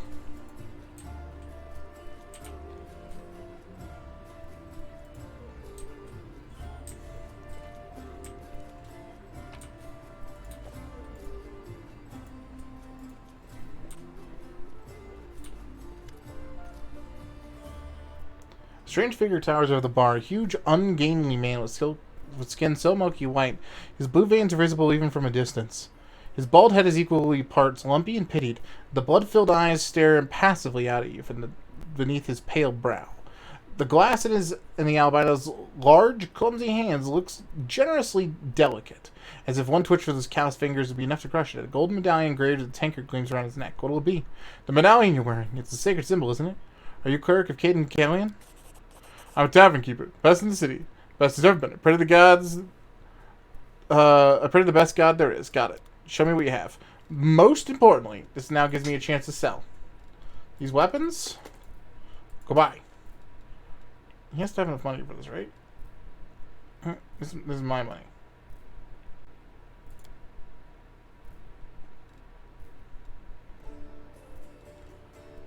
Okay. Bulk selling everything that's just like moony.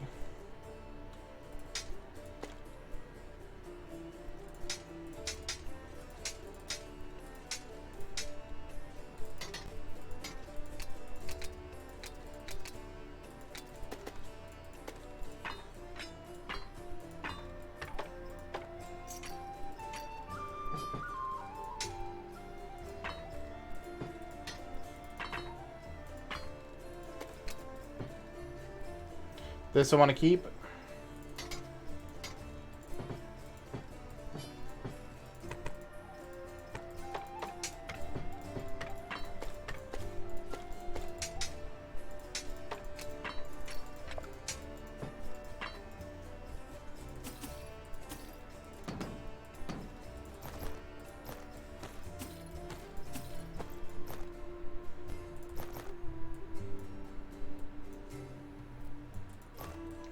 keep at least one of those.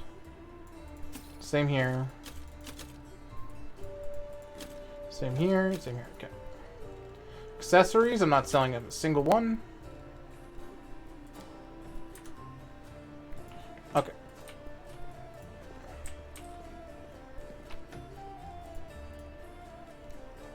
Is there a way to like reorganize this?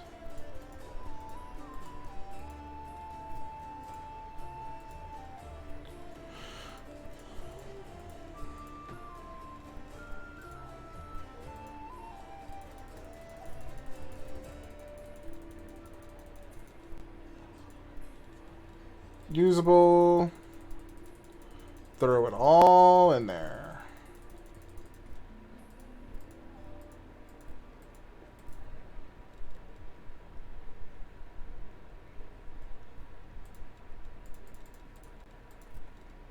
Owlbear stays, accessory stays.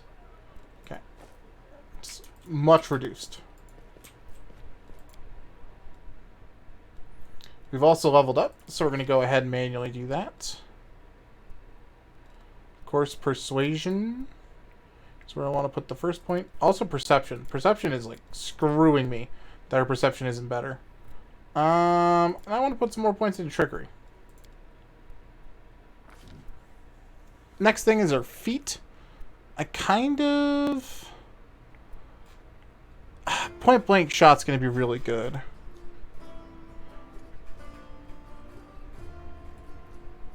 Yeah, we'll grab that. Then we should be getting another spell.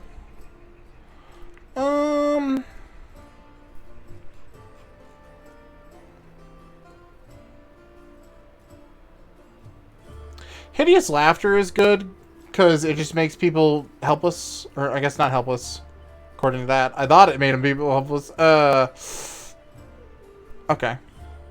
We'll do no. Let's do Expeditious Retreat. I need a back out spell in case I get up shit creek, especially because demons can fly. So just in case.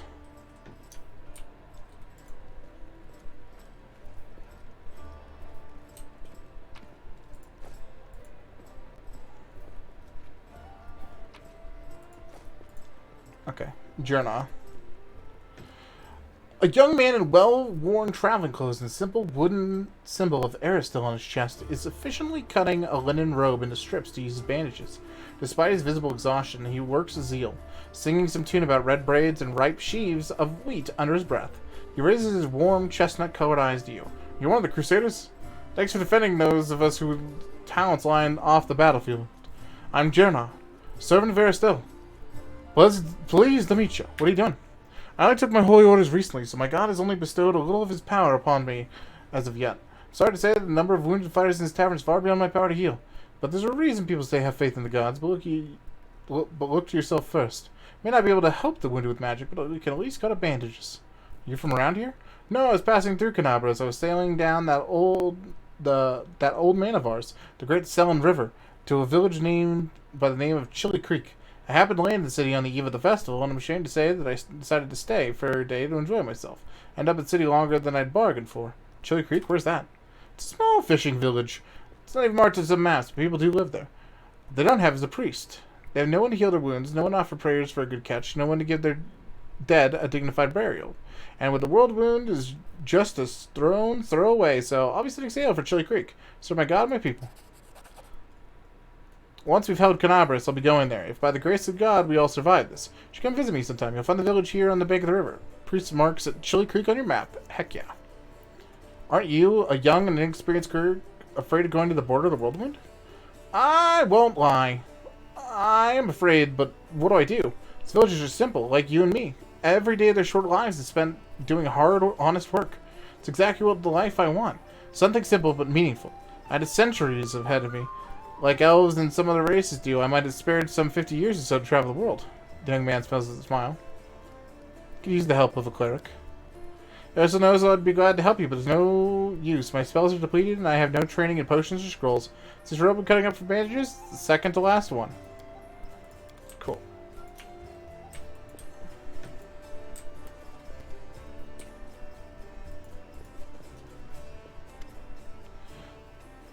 Staunton Vane. The dwarf resembles an abandoned citadel, one whose high, crumbling walls are still holding fast, but whose empty, lightless windows make it clear that all inside is dead. Oh, it's you. Good work back there in the Grey Garrison. Name's done fine. If you've heard the rumors about me, his face, which looks like he's never known anything as carefree as a smile, grimaces. So you know everything people say about me is true. I need to talk to the elf who calls himself the Storyteller. Do you know where I can find him? Storyteller, huh? Staunton strikes his beard and thought. Strange old fella, that one. He used to sit with me for hours, asking about all sorts of things. He never offered the judgment or comfort. He just listened. First I wanted him to end his questions as far away from me as possible, but later I realized that talking to him did ease my burdens a little. I hope he's alive and well. He's completely blind and feeble too, so if he's alone in the city, well, you know what that means. Do you know one place he might be? Look for him in the Blackwing. It's a library here. I'll show you where it is on the map. I don't know what use the library is to a blind elf, but he loves the place. He sits there all day and night. What do people say about you? Say I'm a traitor, as bad as Valor Volish, that I'm a disgrace even among the ranks of the condemned, and that Queen Goffrey should have never spared me, that I belong on the gallows. Here we go with the lower dump. Arulu Voresh. Hardly any name arouses so much rage among the Crusaders as the name Arulu Voresh, a Sarkorian who initiated the openings of the World Wound, then made it expand. Almost nothing is known about her life before the atrocity except that Arelu was condemned for using arcane magic, which persecuted in Sarkoris, and imprisoned in the Tower of the Threshold near the city of Iz. This is where Arulu conducted the ritual that paved the way for the demonic invasion, and left her land to be tormented by the demon lord Discari. In some ways, the witch transformed herself, turning into a regular human and a half-demon. Over the following century, Crusaders only encountered Arelu or the result of her experiments a few times, but nothing more about Discari's henchwoman.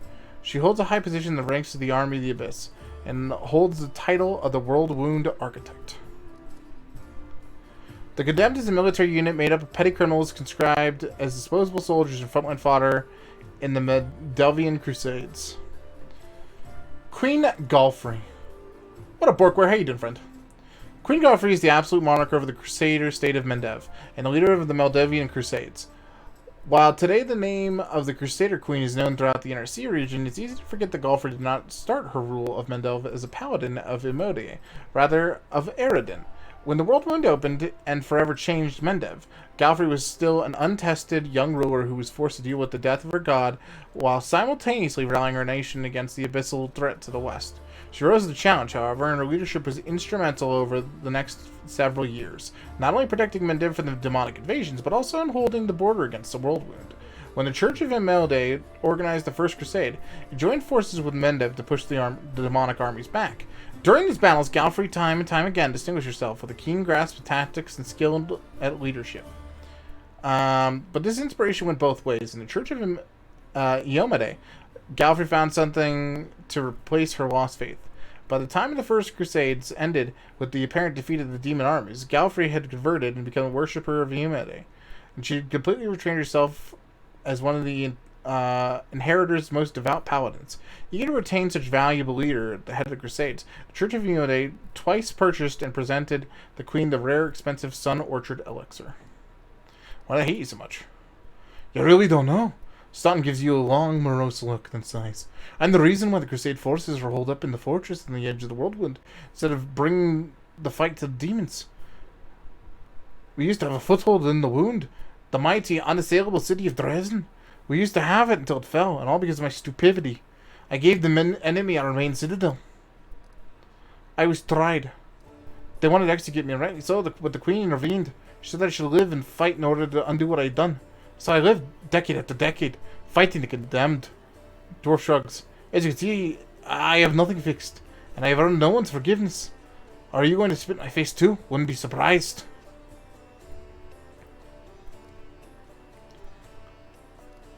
You were given the chance to live, so live. Stop blaming others for what you have made of your own life. Didn't you're the first one to come with me in sermons? The dwarf shrugs indifferently, performed a chaotic action. The whole city fell because of you? How is that possible? What do you mean, how? If you don't trust the word of a condemned, go ask somebody else. Like my brother Jordan. And if you still don't believe it, what's it to me? You're about to ask me to recount the Story my regrets for the 1000th time. Don't. You don't have any friends? Couldn't have survived this long if I was completely alone. Jordan, my little brother. He keeps me fighting. He never abandoned me. Everyone else shies away from me. Like, they might catch what I've got. Even fighters in Condemn console themselves by thinking I got stripped to my rank, but at least I'm not stunting. Commander Terrabed seems the only person in the whole army who remembers that I'm a soldier, not a drudge. She has no qualms about me talking or taking me in the battle. And she's had some unfolding in her past, or so I hear. She tries to keep an open mind about people. It's no surprise that she's the only one to hold on to her sense of reason in this force. So many years in Condemn, surely you've paid your penance by now. It's not up to me to decide. My good life is in the Queen's hands. He falls silent for a moment. Then in a trembling voice he adds, the Condemned isn't the worst part. All these years I prayed to Dorak for forgiveness. Countless times I've gone to his priest. Countless times I've kneeled before his altar. If only the Father of Dwarvenkind would just answer my prayers just once. Not to restore me for what I've lost, but just tell me I'm still one of his children. But it seems he doesn't give a damn about me. What can I expect from mere morsels when my own god doesn't think I deserve redemption? Go on. Maybe we'll see each other again. Okay. That was a lot of words, Stun. Carmel looks at you over pensively, toying with the snake-shaped bone amulet that dangles from her pale neck. Noticing your glance, she flashes you a cold, barely there smile. Greetings. Sees for a moment the girl wants to say anything else, but the crow's pause grows too long, and she slips back into cautious silence. Tell me about yourself. You wanted to know more about me than you already do? Why? Camellia arches a dainty brow. Talk to the spirits of this tormented land and guide me into battle. I'll help you fight the demons. And I swear that you can rely on me in this matter. Isn't that sufficient? Here we go.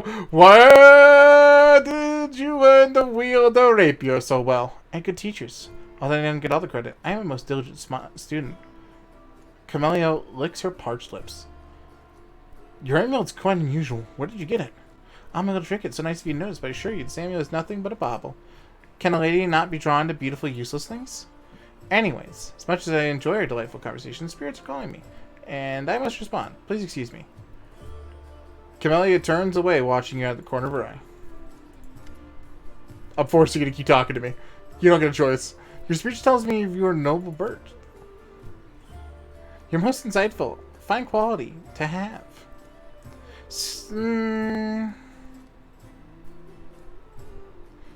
Forgive me if my questions disturb you. Couldn't resist such a noble and beautiful lady. I'll stop bothering you immediately if talking to you upsets you. Not at all. Our conversation is an exquisite delight. Camellia affords you a brief smelly fire in appreciation of your manners. I have to go. We'll talk later. I'll keep you. The dawning smile on Camellia's face freezes, quickly dies away. Rip.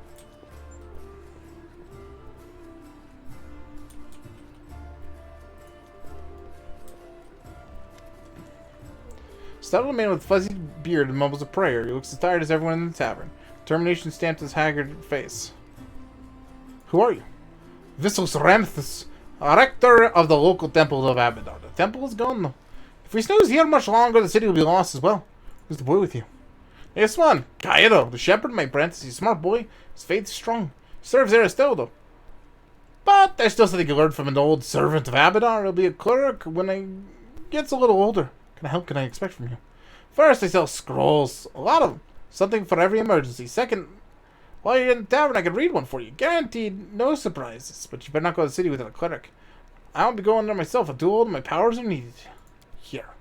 Cool. I'll come back to land in a second. See Sela. There's outside. That is not the correct answer.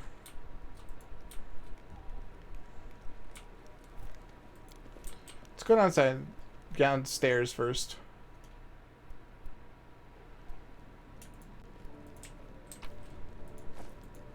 Hello, loot. Surrender thy stone, Devlin. Ha! Got you again. How many times that today? Take your jokes and shove them, Tiefling. Whoa, easy there, Chief. Don't hit me.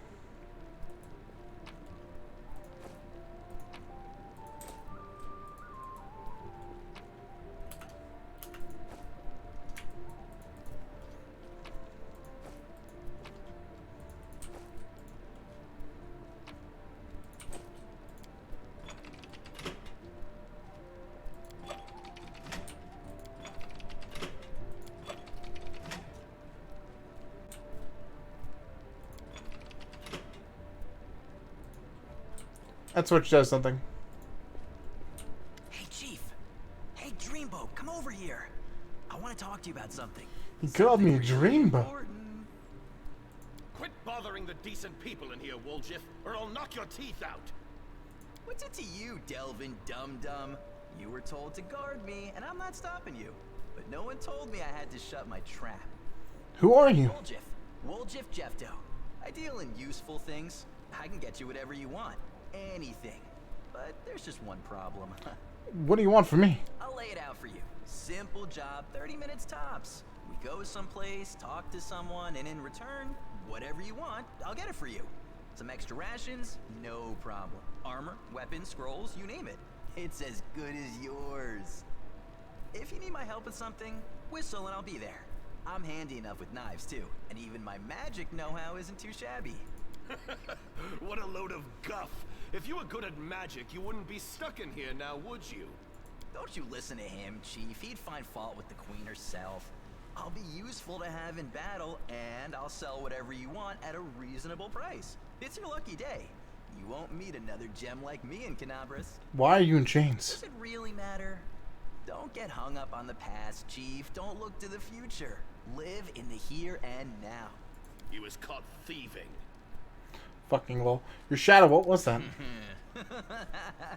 Get me out of here and I'll tell you. And don't worry, it's not contagious. Can't help you while you're chained up in here. How can I free you? Easy. You know Irabeth? Feisty looking gal, always wears armor. You can't miss her. She's the meanest fighter in the whole city. When you see her, put in a good word for me, will ya? Tell her there's this guy Woljif locked up for no good reason in the Defender's Heart. Well, for the follies of his youth. And he really wants to get out on bail so he can keep up his good behavior and make a contribution to society. You got that? Will you do it? I'll need to think about it. Well, think fast. I'm already losing feeling in my legs sitting here. We'll talk later.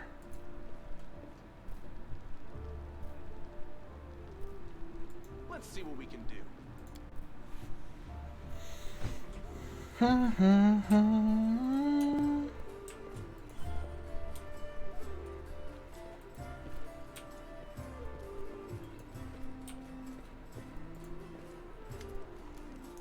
Here for chat, I've been waiting for you to come and see what strange beast you've taken to your party.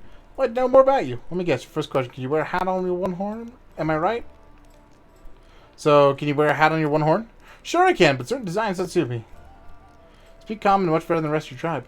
Funnily enough, common isn't all that common underground, Land says. Your observation is correct. I used to live on the surface with my parents for a while. Had a chance to learn a couple things about the language. And the fact that every peasant who sees my scaly mug screams demon and runs away. I don't know if you're interested, but my mom wasn't from the underground. She was a smuggler, the kind that used dungeons in Canabras to secretly move and store goods. One time, two gangs couldn't agree on how to share a prime cut. She got into a fight. One threw the losers down the hole, then living alive. My dad went to check if the corpses had anything useful on them, and he found a girl from the surface, barely clinging on to life. Incredible feelings sparked between them. Or maybe the girl just liked men with scales and cat noses. That might be it. One way or another, he got her back on her feet, and he even later left his home caves. She left her smuggling behind and began an honest life together. That's a delightful story of how land came into this world. Next chapter, however, my family and I never stayed in one place for long. We lived sometimes on the surface, sometimes underground. We couldn't find a place to call home. Living in the caves is hard on my mom, and my dad's appearance raised too many questions in Mendev. They're a war against the demons, after all. In the end, my parents decided to stop making each other miserable and separated. My father and I returned to our tribe. I think the peasant's screaming demon had something to do with it, or maybe his dad couldn't stand life without rat tail soup. Wouldn't rule out that possibility. Did you come to the server with me so you could see the surface again? No, that wasn't it. I just don't have much patience for certain types. Demons, I mean. If they want to destroy Canabras, I'll be on the side of the people they're attacking. Lane looks away. Lon, you're my companion, and companions trust each other, and counting on you to give me honest answers, not excuses. I guess you're right. I shouldn't have been so evasive, but some things are hard to talk about. My family. For example, my birth, hell take me, turned out to be a great misfortune for my parents, all because I'm relatively healthy. And the best thing that can come out from marriage between a cave-dwelling mongrel and anyone from the surface. Healthy child with the right number of hands and feet. No apparent defects, no missing organs or other problems. They saw hope in me. So we're just having more children. That would somehow be alright. I could have had 4 brothers. The first was born 2 years after me and died 3 years later. He didn't have a nose. nothing even remotely resembling one. He could only breathe through his mouth. Mom and Dad were afraid of taking their eyes off him, afraid to choke and suffocate on something, but in the end, it was his weak heart that killed him. There was another pregnancy and birth. I pretended I was sleeping, but snuck out of my bedroom and listened to the door. All those hours, it was very strange, but I've never heard that newborn screaming. Mom moaned, yes. The priest praying, then I dared open the door and look inside a little. Priest stood there, very pale. One of them was holding some small object that fit his palm. Yes, you know what this is? And the other said, I think it's a head. You don't have to keep going if it hurts you. Hell no, I started to tell you. I'll make it to the end. You want to know why I followed you to the surface? Here's the reason. Turns out all this time my mom was expecting triplets. The first of the babies is born in pieces. The other two didn't live long enough to draw their first breath. About 3 weeks later, my father took me to the caves. He didn't want to leave. I could see his face, but I think Mom and he decided it together. The curse my people carried since the First Crusade stood between them. Not to mention the 4 dead babies, and the old age is rapidly taking its toll on my father. To return to the cave, he lived only under 4 years. So if you're asking why I decided to go with you to the surface to join the Crusaders, well, the answer is I've always wanted to. I was afraid to leave my tribe, but it was always haunted me that I'd die in a world where 4 Crusades could do nothing to stop the beast from the abyss. The number of victims kept growing. I want to change that, or at least try to. And if changing things is too much to ask, then at least get revenge. The ones who are broken, or behind the world wound, owe me a great debt. The lives of 4 brothers and all my mother's tears, my father's broken heart. It's a lot. So much that killing a couple demons won't do it for me. I want to do something that's real, and I'm ready to pay any price. Call it my personal crusade, if you like. Lon gives you a slanted grin. I used to think that things would be better if I had never been born. But now, I think I was born for this, to settle the score. I'm very sorry, truly. Well then, I'm very lucky. I met someone who not only helped me choose the right path, was listening to my whining. Would you like to find your mother? No. I don't want to meet her. Not because I feel any resentment. It's just, she's a half-elf. She barely got her first gray hair. I'll be a ramshackle old man. She's buried enough children. There's no need to make her witness the death of another one. Hope you understand. Why didn't you go up and join the Crusades before? Could have been in my tribe. I'm their best hunter. They'll have much harder without me. But now, with demons having nearly destroyed Canabras, the cave almost collapsed on our head. Sitting and waiting it out just wasn't an option anymore. More useful up here than I am down there. Plus, the chief let me go, which means my debt to the tribe has been paid. Thanks for sharing, Lon. Mongrels have short lifespans. You don't look like you're getting older, dying. How old are you? I'm as old as I look. No surprises there. But remember Soul? He's 10 years older than me. I remember back when he was a fearless warrior, and day by day I'd watch him turn an old man. Him and my father. Happens very quickly. First you miss a shot, then you don't see the target as clearly as you used to. I think it's because your eyes tired. You tell yourself it'll get better tomorrow. Then you notice you're having trouble breathing, and climbing is harder than before. Yeah, that's a great half-breed story, to be honest. Lon clenches and unclenches his human fist. Your fingers stop bending, and you have to tie your sword to your hand. You can't even put out your greaves without help. When you're washing your face in the stream, sometimes you catch your sight of old gray-haired, wrinkled old man you don't recognize. This goes on until one day you come across a cave beast. You realize you can't outrun it. My dad kept diaries, marking all the signs, and I saw it too. The last year I had to help him get out of bed, help him get dressed, remind him to eat. Sometimes he forgot my name. I told him we should have stayed on the surface, and he joked that dodging a goddess was behavior unworthy of a crusader. He meant Pharasma. Every morning I wake up and check how I feel. There are no signs yet. Even so, I know I don't have much time, and I need to do something useful before I forget why I came here. Want to talk more about Wendog? You sure? Alright. You know what? I'm not going to press him on this. Thanks. I found out everything I wanted to know. Yeah.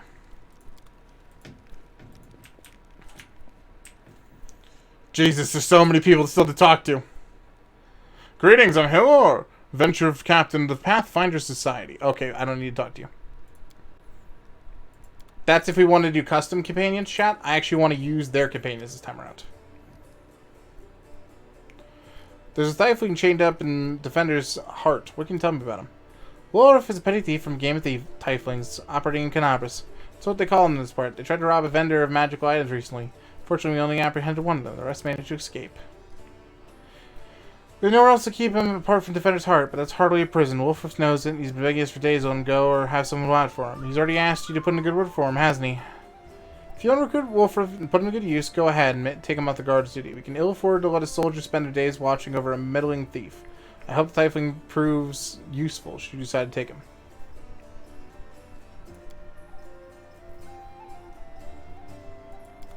Let's go get him.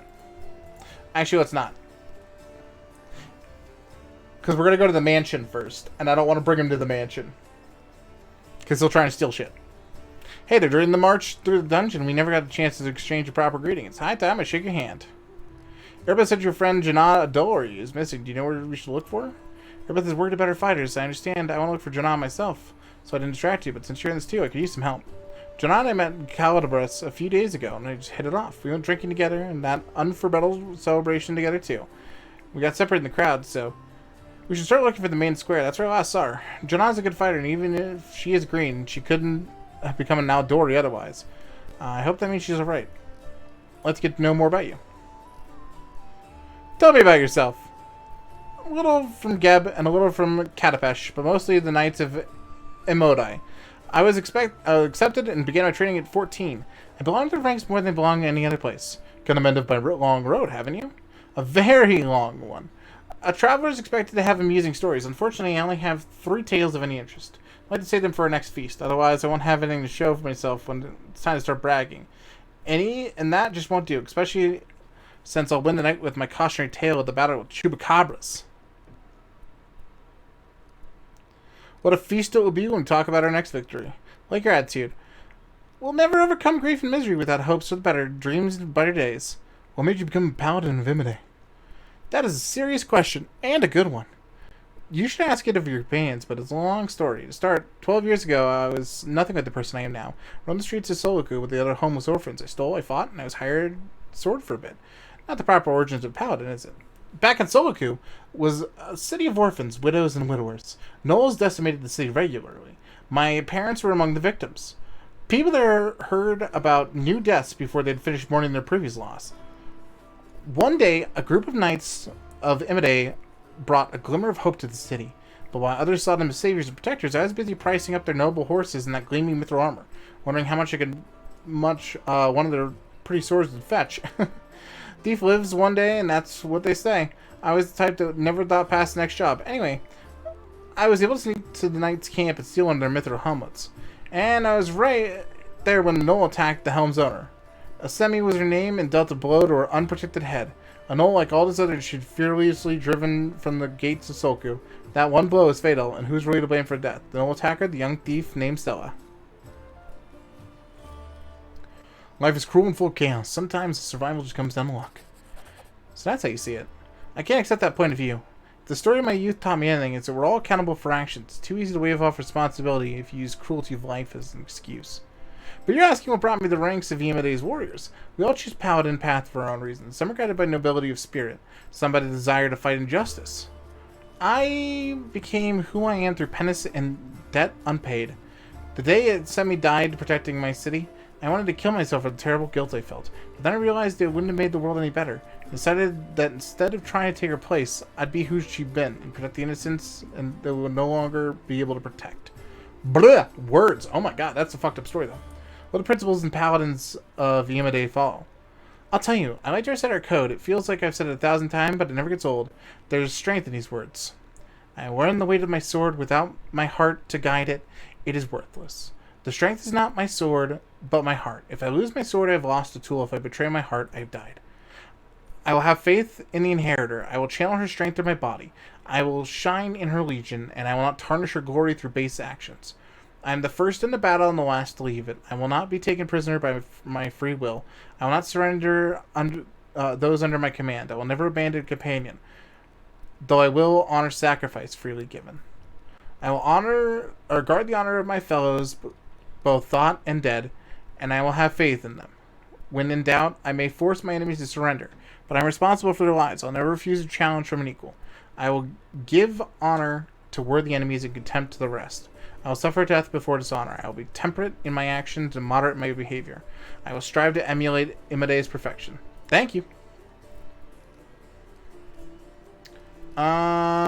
Is fighting demons all you want, or is you looking for something new? Blah. How about covering myself in glory and becoming hero of 100 ballads? Or just a dozen if they're lively. Anyways, to be more serious, the area around the Whirlwind is is the best place for a paladin who wishes to defend the weak and serve good. Being part of the Crusade is reward enough for me, but there's something that worries me. I don't want to sound like I'm criticizing my brothers in arms, but the Eagle Watch and the other orders are focused on just one aim, the war against the Whirlwind. That's why sometimes they can overlook the smaller things, ordinary misfortunes, you know? I was like being a wandering knight, because at any moment I could get up and go help some poor rat folk whose family had been kidnapped, or a woman whose favorite dog had gone missing. So here's my answer. I don't have some big important goal, but I'd be happy to help those in need. A little bit here and a little bit there. Yeah. It's a great answer. JL, welcome, welcome. Hope you're doing well. I think that's everyone. That took forever. Got a hard save now that we've done that. Let's go outside. Because I feel like outside's probably just, you know, more things to look at. And I wasn't wrong. Alright.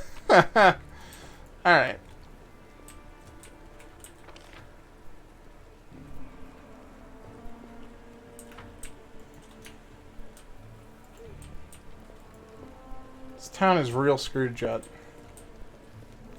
Alright, I'm gonna go to the basement and free the guy. Here we go. Alright. I'll remember to push the thing down for the basement in the future so I can just sneak in and out. Smile.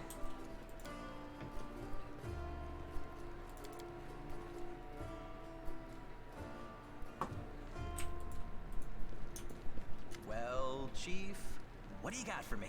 Talked to Erbeth and decided to make you part of my troop. Let's see how it goes. You must be a smooth talker. Come on, Delvin. Get these bracelets of yours off me. I'm going free. You're sure to regret this. This tiefling will fleece you for everything you've got. Mark my words. You're a bitter little man, Delvin. Petty and mean. You can't even be happy for me, can you? I pity you. I'll leave you alone with your sad little soul. So long. And now, Chief, straight down to business. You see, I'm one of those guys that people around here call thieflings. We just call ourselves the family. After we knocked over that shop and I got stuck here in the Defender's Heart, a little bird told me that Big Sister Charisme wanted to see me. That she had some questions to ask me. You following? Now, she won't be asking me questions like, Woljif, how'd you manage to get out of this one? Or, Woljif, you're so thin, didn't they feed you? No, something serious has gone down, and I just know they want to try to pin something on me. I can feel it in my tail. So, I knew right away that I couldn't go alone. You turned up just in time, Chief.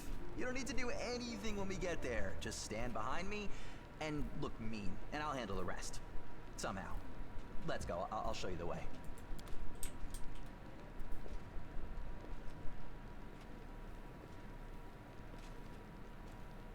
Cool.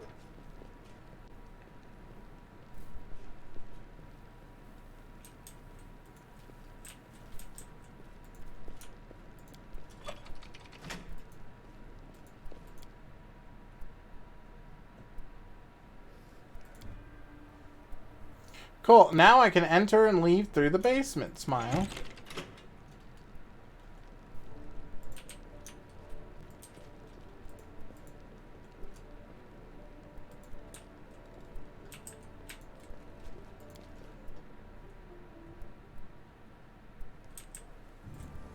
Okay. First things first, though.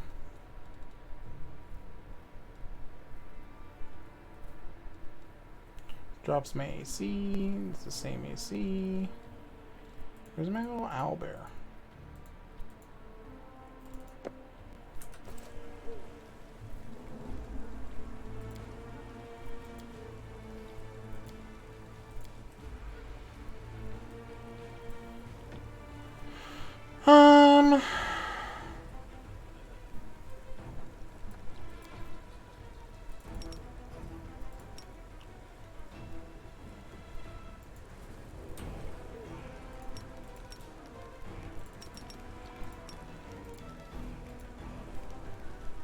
Cool.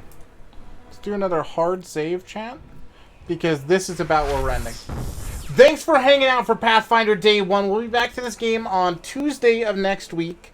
Maybe Monday. We'll see. We'll see. Tomorrow we're going to be playing some No Man's Sky and its return of the Skippy roleplay. I'm sure some of you are really looking forward to that. It's going to be interesting. It's going to be interesting. Besides that, though, friends, thanks for hanging out, spending some time here. I love this game. And it's going to continue to be a blast. More Pathfinder to come. Realistically, hundreds of hours. Let's be real. There's going to be a lot. There's going to be a lot. Anyway, in the meantime, as per usual, enjoy the clips of the week, guys, and I'll see you guys next time. Bye-bye.